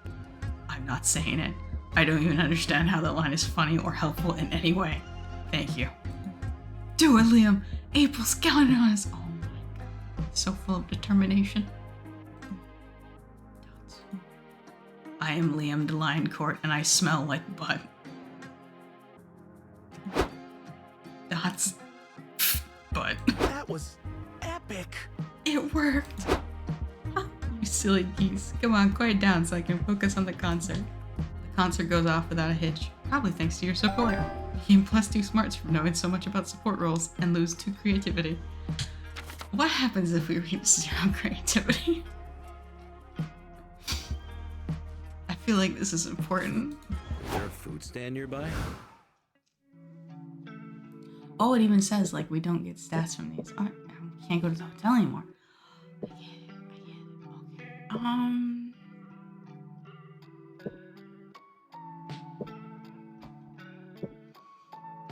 Okay. Near the merch hall, you find a gacha shop. You put a coin in it and get a real buff duck. Random, but cool. You put in another coin. You open the gacha and there's a letter. Please help us. We buff ducks were imprisoned in these balls by the gacha master centuries ago. It all began when... And you're already bored. You get another gacha ball and it's another buff duck. Cool. You're walking around the merch hall with your friends when you realize Doug's lagging behind the rest of the group. You look back and see him staring fondly at a Dakimakura of Junko Onishima from the Dangan Monster franchise? Wow. Oh, are you thinking about buying a waifu pillow? Nice. I'm more of a Chiaki stan myself, but Junko's cool too. I don't know. I don't know, I really like it, but I guess I'm worried about what people will say. Don't. No, Doug. Don't let what other people think dictate what you do. Don't do it. They'll say, wow dude, that's an awesome Dakimakura. I wish I had one just like it. Or maybe one with Chiaki on it, cause she's best girl. This is why we dated Zoe first. Zoe's best girl. Maybe, or maybe they'll say, Doug's so lame. Why do you waste his money on that when he could have bought insurance? Or whatever regular people spend money on. You do not... These are valid thoughts, Doug. These are valid thoughts because you are an adult. But you go to the con and not think adult thoughts, okay? You go to the con and you don't think adult thoughts. When you go to cons, do not think adult thoughts. No, spend your money. That's what I'm saying, Zoe. Who cares what regular people think? People who don't have a collection of horny dakimakuras are the real weirdos. Even Liam believes. Zoe's right. Never let the fear of a plebeian's judgment stop you from making a sound investment in a dakimakura. Anime is a cultural touchstone of modern media. Why shouldn't you honor it in the form of a beautiful drawing of a woman that you can hold at night? Yeah, don't worry, Doug. The coolest thing you can be is yourself. Thank you, April. Not that I know anything about what that's like. Oh my god. Oh, we gotta date April next week. Pretend you didn't hear that. Aw, I really appreciate your support, but I still don't know. Poor Doug. A con is the last place he should feel insecure about making a weeby purchase. He won't get the dakimakura unless he thinks he can justify it. Maybe if you help him think of an excuse for owning it, he'll be brave enough to buy it. Alright. Tell people the dakimakura is a cursed object that contains the soul of your loved one, and you're still figuring out how to get them out of their soft, cushy cage. Dakimakuras are the ultimate weapon in a pillow fight. Their length means bigger blows, and the sexy character is just a diversion to make the opponent horny. Honestly, not a bad idea. It just makes a logical sort of sense. Oh my god, y'all, we have to have a dakimakura pillow fight at my place sometime. Okay, I'm in. I'm gonna buy the dakimakura. Come to me, Junko. You beautiful man, I love you. Time skipped to Thanksgiving Day, which I guess we celebrate here in Monstropolis for some reason. Doug's aunt arrives and immediately starts fussing over her nephew. Doug, your dad told me you got in a fight. What happened? Were you hurt? Don't worry, Aunt Deb, I'm okay. No one else could even touch me. Well, it's still not good for you to be getting into fights. What kind of example are you setting for your son, Dave? Hey, there's no harm in encouraging my boy to defend himself. Besides, Dougie brought a hell of a weapon in that fight. Right, let me go get it. That is a pillow. Oh. Actually, it's a limited edition Junko Onishima Dakimakura from Dangan Monster 3. You can't find her in that bikini in just any old store. It's the perfect weapon, strong and blunt like me. As soon as your opponent's distracted by the cartoon woman's generous figure, bam! Okay, but I still don't understand. Doug brought a pillow to a fight, and he won? Well, what else was he supposed to bring to a pillow fight? A gun? Be serious, Deb. Doug looks at you and gives you a grateful wink. Yeah, you're there too. Don't question it. You gain +2 boldness and lose 2 charm. Let's go somewhere with chairs.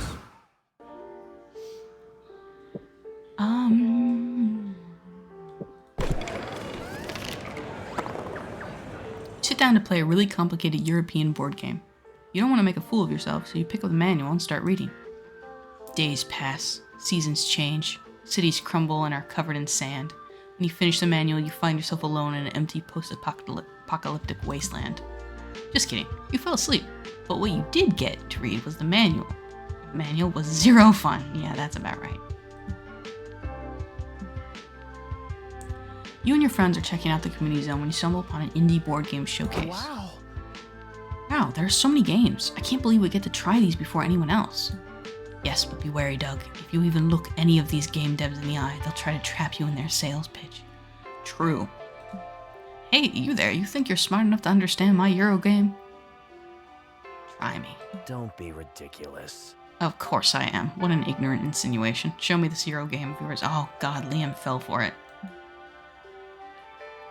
Liam, didn't you just say all rules have necessary exceptions, April? This won't take long.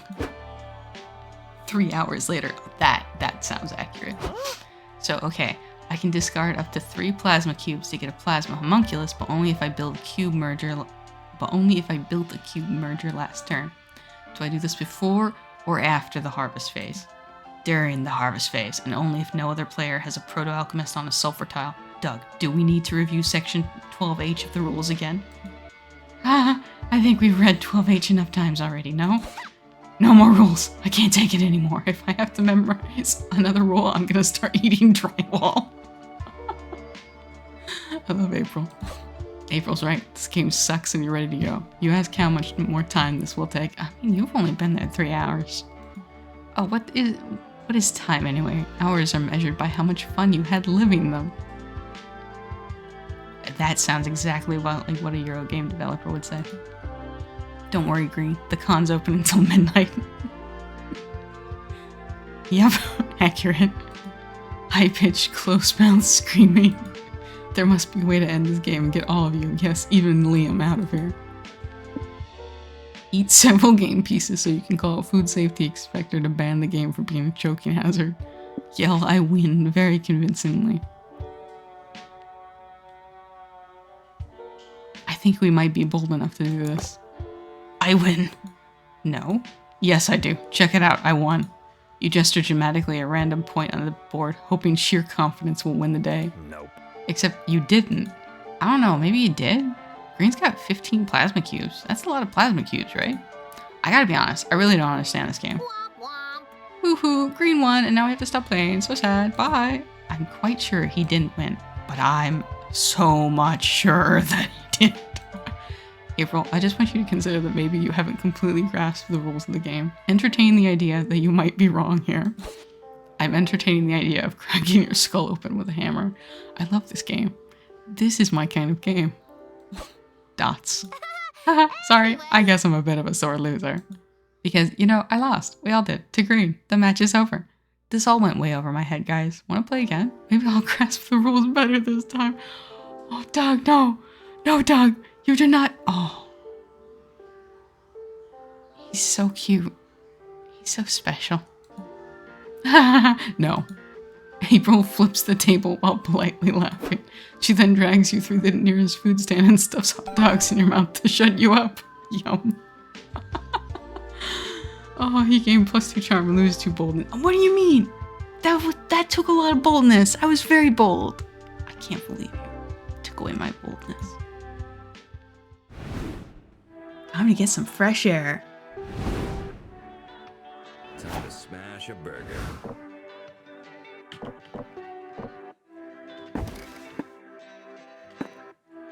Alright, what do we talk about?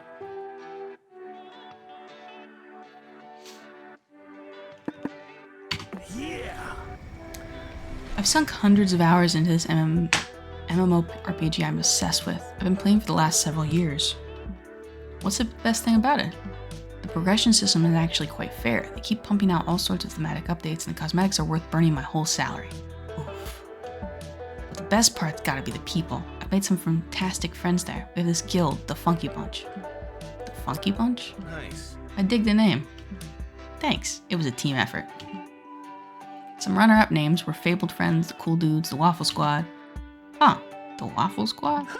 Yeah, oh man, it's actually hilarious, but you would have had to be there. It was this one time during a raid when String Puller 420 suggested trying a bear in the bucket, which is a classic String Puller 420 move. And, oh yeah, a bear in the bucket is this play that, how much do you know about MMORPGs? Huh. I love listening to your hyperfixations, Doug, so just lay it on me. Dang, I'm messing up the story. Let me start again from the beginning. Doug, I'm sure it's a hilarious story. Oh, jeez. Gosh, I am bad at anecdotes. But good at guild naming. I like the Funky Bunch. More than the Waffle Squad, even if that one comes with a super fun story. Heck yeah. Ha, yeah, it's a good name, right? A good name for a good guild. If you're part of it, it's probably a guild I would love to be a part of. This makes Doug so excited that he proceeds to tell you all about the members of the Funky Bunch. They all sound delightful. Doug really seems hyped about introducing you to the other sides of his life, and you're hyped about that too.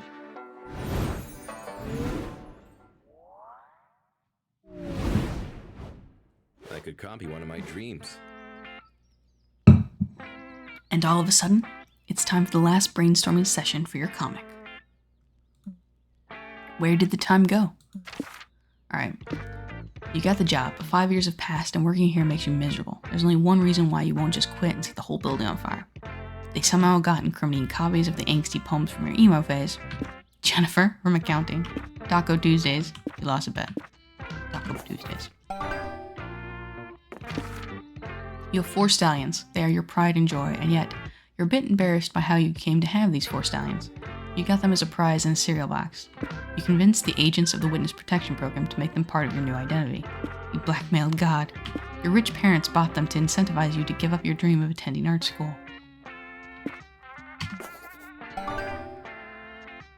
Oh no, our creativity's at a 1. What happens if it reaches 0? Oh no. My turn already? Okay. We're gonna start the hotel. You decide to hit the hotel bar for a cocktail because you're classy like that. It's a pity you don't know shit about cocktails. When the waiter comes up, you panic and order made-up cocktails like a twisted torso, a hug on the hill, and a vacuum cleaner. You know, they usually have a cocktail menu. What do you know? They do have those cocktails. You proved your credentials as a cocktail connoisseur, and you get totally shit-faced thanks to your +2 creativity for coming up with drink names. Oh, cool. We're back up to 3 creativity. Afterward, you get a text from Doug inviting you to an arcade. You're thrilled until you realize it won't be just the 2 of you. Oh, hi there. Yay, Green's here. You remember my boomerang friends, right? They've officially accepted me into their boomerang gang. Sup, noob? I'm sure you can boomerang, but can you boomerang? You gotta be at least a level 5 boomeranger to chill with our gang. I'm sorry to disappoint you, but boomerangs aren't my thing. Oh, hey Doug, why the fuck did you invite this square? Let it go, dude. Once Doug's friends see the awesome power of our boomerangs wield, he'll be dying to be as cool as us. Sure. So what game should we play first? I'm a big fan of skee-ball. That doesn't involve boomerangs. If you're not gonna play with our boomerangs, what the hell are we doing here? Yo. I was actually suggesting we play skee-ball with our boomerangs. It's good target practice. Aw, hell yeah, I'm going first. They throw their boomerang, completely miss the skee-ball machine, and hit a child in the back of the head. Oh god. I meant to do that. Not bad, but I bet I could trip the kid across the knees with my return throw. Watch and learn. Wait, let our new boomerang bro take a shot. Think you can handle it, big guy? Yeah, of course I can handle it. Everybody watch me assault this innocent child. Oh god. No, Doug. No. God, these guys suck total ass. But Doug's too blinded by his desire to be cool to see it himself. That means you need to save him. Prove to Doug that he doesn't need to be in a boomerang gang to be cool. Make him realize that the boomerang gang are shitty fake friends. Tell them Doug is moving and needs some help, if they're not too busy. Put an end to this nonsense by calling the cops. Boomerangs are classified as a deadly weapon. Me. Say, Doug, you're moving tomorrow, right? Do you think your new friends here can help us pack up your stuff? Huh? Wait, I'm moving? I had no idea. I really need to get a planner or something. Well, can any of you help? You kidding? I can't move heavy boxes. I can injure my throwing arm and have to give up boomeranging for life. Sorry, I can't help either. I got a big boomerang tournament today. Yeah, definitely legit. And I've already got plans tomorrow. I'm gonna reorganize my boomerang collection by color. It'll take all day, you see. Oh, well, I guess that's okay. This non-boomerang related conversation is boring. Let's throw our boomerangs at cars on the bridge. They all leave. Doug stands beside you, looking crestfallen. Hello, puny underlings. Oi, Doug. I got Green's text about your big move tomorrow. I would be happy to help you with it. You would? Of course. With my ox-like strength, we should be done in an afternoon. How big is your fridge? I bet I could lift it with one hand. Come on, throw it at me. Omen is a real one. Psychotic, but a real one. I have the perfect cosplay for that. I can help too. It'll be a good chance to work on my future salesman character. I don't suppose you have a wife I could have a torrid affair with. No, I'm afraid not, but I really appreciate your help. Of course, buddy. That's what friends are for. Oh, thank you, thank you, thank you. Aw, thank you. Thank you so much. You give Doug a big hug and start frantically searching for a new apartment for him behind his back. You definitely didn't think any of the long-term logistics of this plan through, but it worked anyway, so you gained +2 charm. Oh no. Is there a food stand nearby? Alright. Alrighty, what do we do? Main stage. Yes. Excellent. Best anime butts. Some of the choices are intriguing. I mean, sure, mecha robots technically have big asses. By the end, you've learned more about the panelists' fetishes than anime. But that ass-centric knowledge still grants you 0 smarts. Sorry. Grab some popcorn and make one last dash to the restroom. as you, Liam, Doug, and Zoe are about to see the exclusive premiere of the new Rat Girl TV show.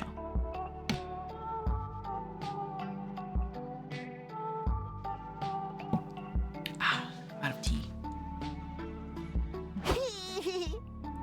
I can't believe that little webcomic made it so big. Rat Girl is such an inspiration to girls like me who are also little freaks. The lights dim, and the opening title plays Rat Girl, brought to you by Red Boar.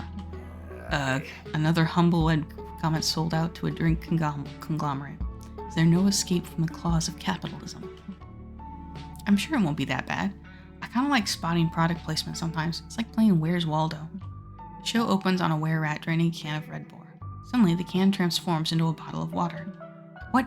My Red Bar turned into a disgusting water? Water lacks all the delicious chemicals that make Red Bar the superior beverage / engine fuel. The camera pans over to a villain with faucets for hands. Too late, Rat Girl, he cackles. No one will be caffeinated now that Big Aqua is here.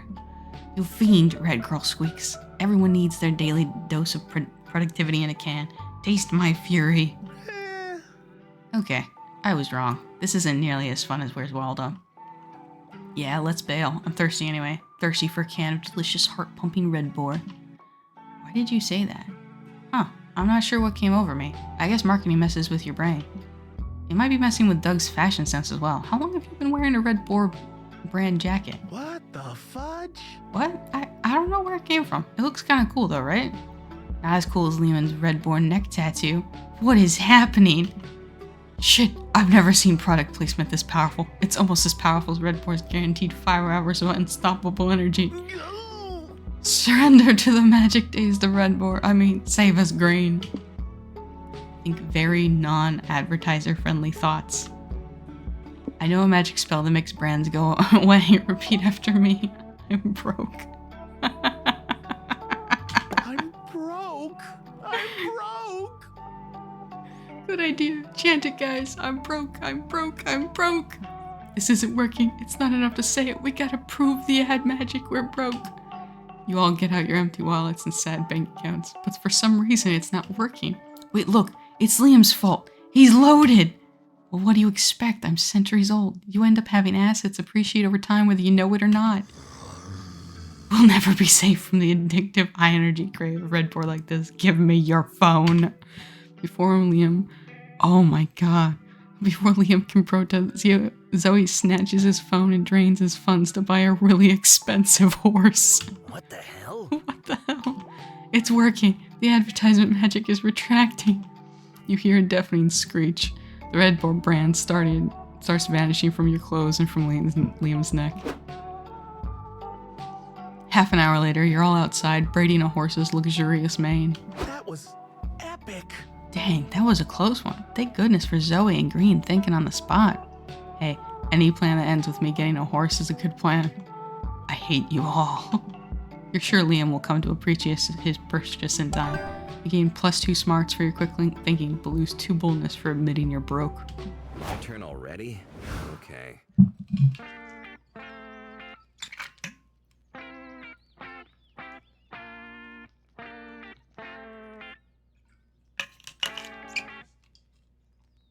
Alrighty. Day 4. Third activity. My instinct is just to go to the merch hall.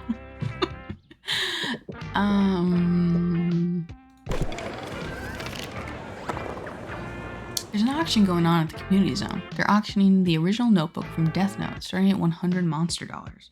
That's a bad idea.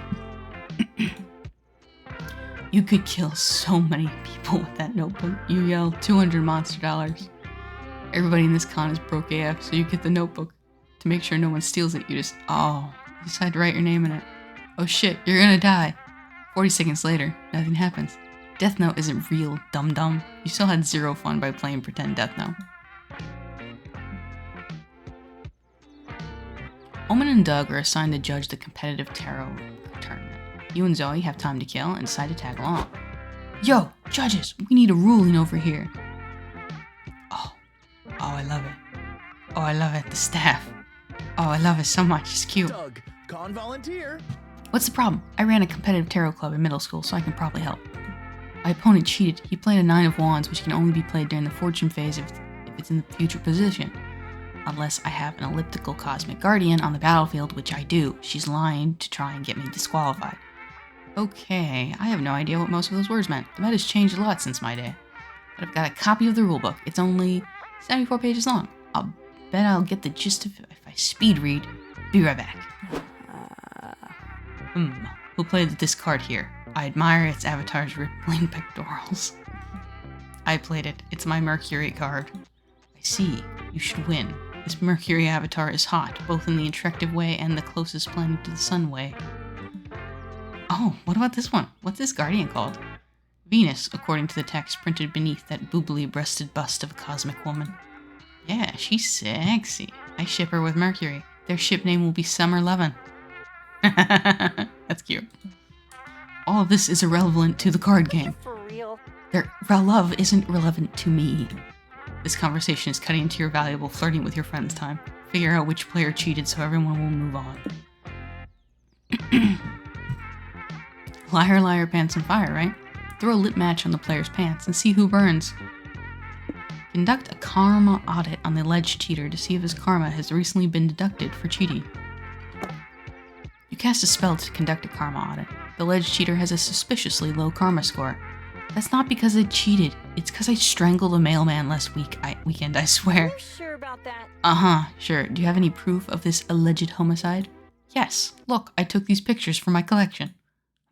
Okay, these horrific crime scene photos seem legit. I believe that you didn't cheat. However, I have called the cops, and they're here to arrest you for murder. Yep, let's go, you sick, twisted dork. Fuck you, bitch, you set me up. I'll still win this match from prison. Bye. Actually, getting arrested disqualifies you from competitive tarot tournaments for life. Bye. See, Omen, being an evil murderer cost him the win. Let this be a reminder that evil is bad. Nice job, idiots. Personally, I would not have confessed to murder, but that kind of genius is what separates me from the average sociopath. I found the rule. The elliptical guardian does allow the Nine of Wands to be played during the fortune phase, but not if Venus is also in play. This no longer matters. He just got arrested for murder. Golly. Oh, but he did cheat, right? I could not care less about the answer to the question. Yeah, me neither, honestly. The new rules are pretty complicated. Hard pass. I think you're better off not playing this game anymore, buddy. It seems pretty popular among murderers. You'll treat yourselves to some takoyaki to celebrate being great judges and homicide detectives. Being +2 smarts and -2 boldness. No! Our boldness is going down! No! Is there a food stand nearby? Unacceptable. I will resist the merchant hall this time. You're tired from the shenanigans at the con, but a severe case of FOMO prevents you from going back to the hotel. If you take a power nap here in the lobby, you'll be well rested and technically not miss out. No, this is why you just go to the anime halls to watch reruns of animes. Nestle in a corner. Lots of people trip on you, but they say nothing as they imagine you sleeping as a cosplay performance referencing some movie or anime. You get some rest, and +0 boldness from not giving a single fuck. Damn it. Damn it! Later, you're assisting Omen and Doug while they staff the con info point. You like to pretend to be helpful when you're really just flirting with your friends.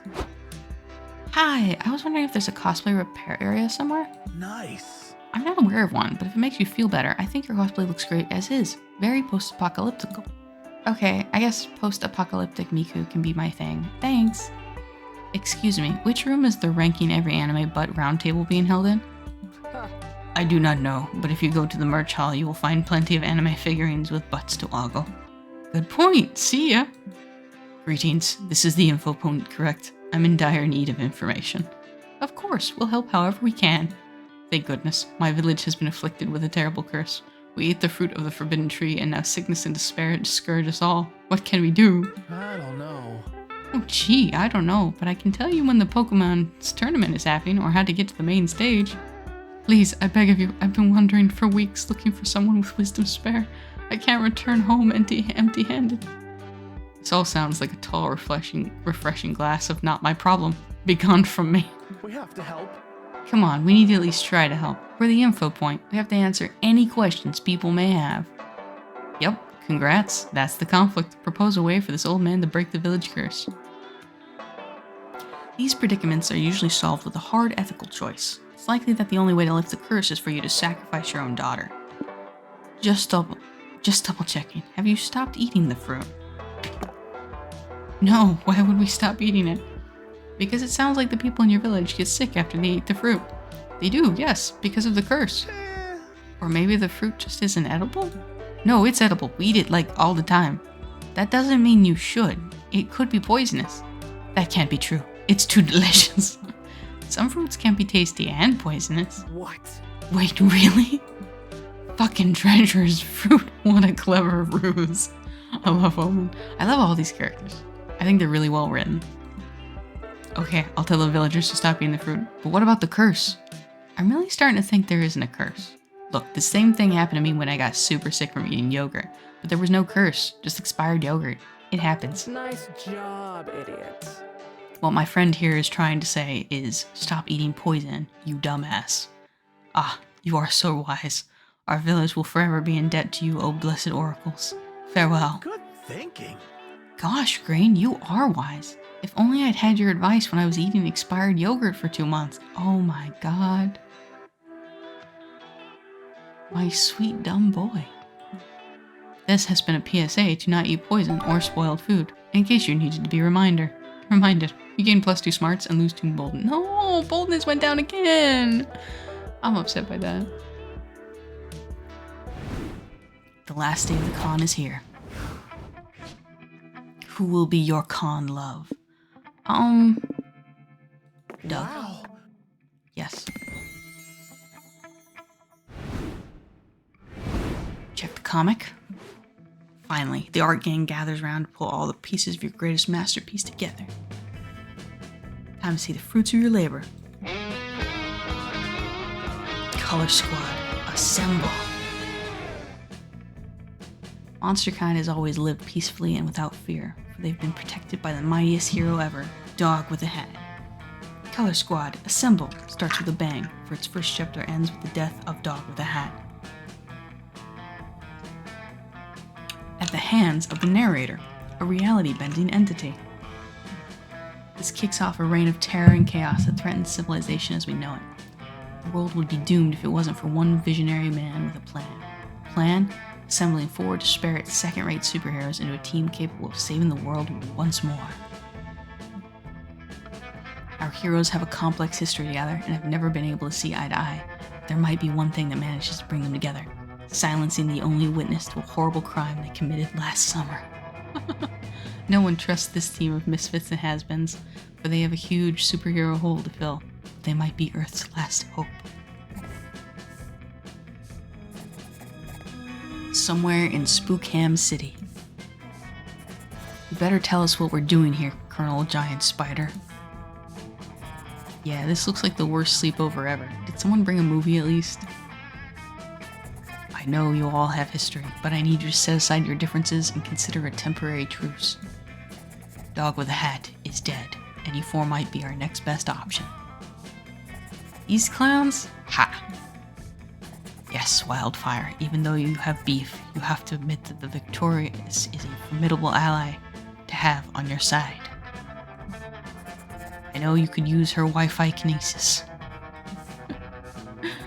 And the Punching Dead? Some might say Dog with a Hat's powers had nothing on his, if not for the Punching Dead's own weakness, cannot see if his eyes are covered. Has his eyes covered. Hey, CGS, I don't go sharing my weakness till the 3rd date, and why should I trust Wildfire anyway? Isn't she trying to conquer the world not so long ago? Sure, Wildfire might have been playing for the other team, but we have a good reason to believe she will stick to our side. Taco Tuesdays. That might be a good enough reason for you, Colonel, but not for me. As if I even wanted to team up with a bozo who got his powers by blackmailing God. These 4 heroes don't even seem capable of agreeing on a movie for a sleepover, much less a plan to save the world. Will they manage to bury the hatchet, or will heads start rolling soon? That was a good comic. I think I like the romance one best though. It's just a cute little pumpkin girl. Finally gather your courage and ask your favorite green goober to go to the con after party. Please, somebody go to this after party with me. Not complaining, but Really, I mean, I'm flattered, but I'm surprised you'd want to go to the party with a dork like me. Oh my god, you are so cute. Don't you get it, Doug? I like you because you're a dork. You do? Of course. You don't need to be some hotshot boomerang guy to get people's attention. People love you because you're, well, you. aw. Thank you, Green. I really needed to hear that. And so you two went to the after party. Oh my god, we actually go to the after party. Doug had a blast. It brought you enormous joy to see him come out of his shell. Consider this. All you can eat Jello buffet. All you can eat Jello buffet. And it brought you even more joy when you two went back to the hotel and he came out of his clothes. Turns out Doug just as appealing on the outside as he is on the inside. He's truly the total adorable package. You adorable. Oh, he's so cool. One new secret ending? That was a secret ending? Seeing Doug naked?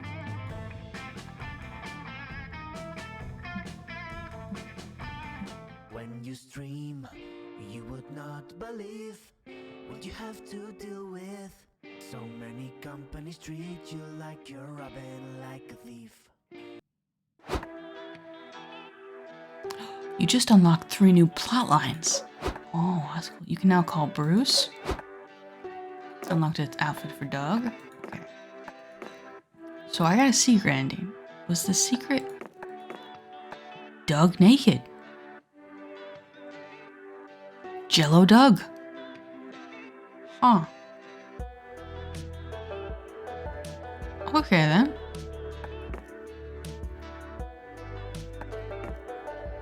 I don't know how I got. I guess following through the storylines is what helps get through it. I want a secret and I want that. But I think that's it for now. I've been streaming for about 3 hours now. And that was fun. That was really fun. I enjoyed that. It's such a cute little game and I'll probably definitely be playing more. I think I'm gonna try something else next time. Just get another, like a Halloween-y game. I don't know what. I haven't thought that far ahead yet, but see something else later.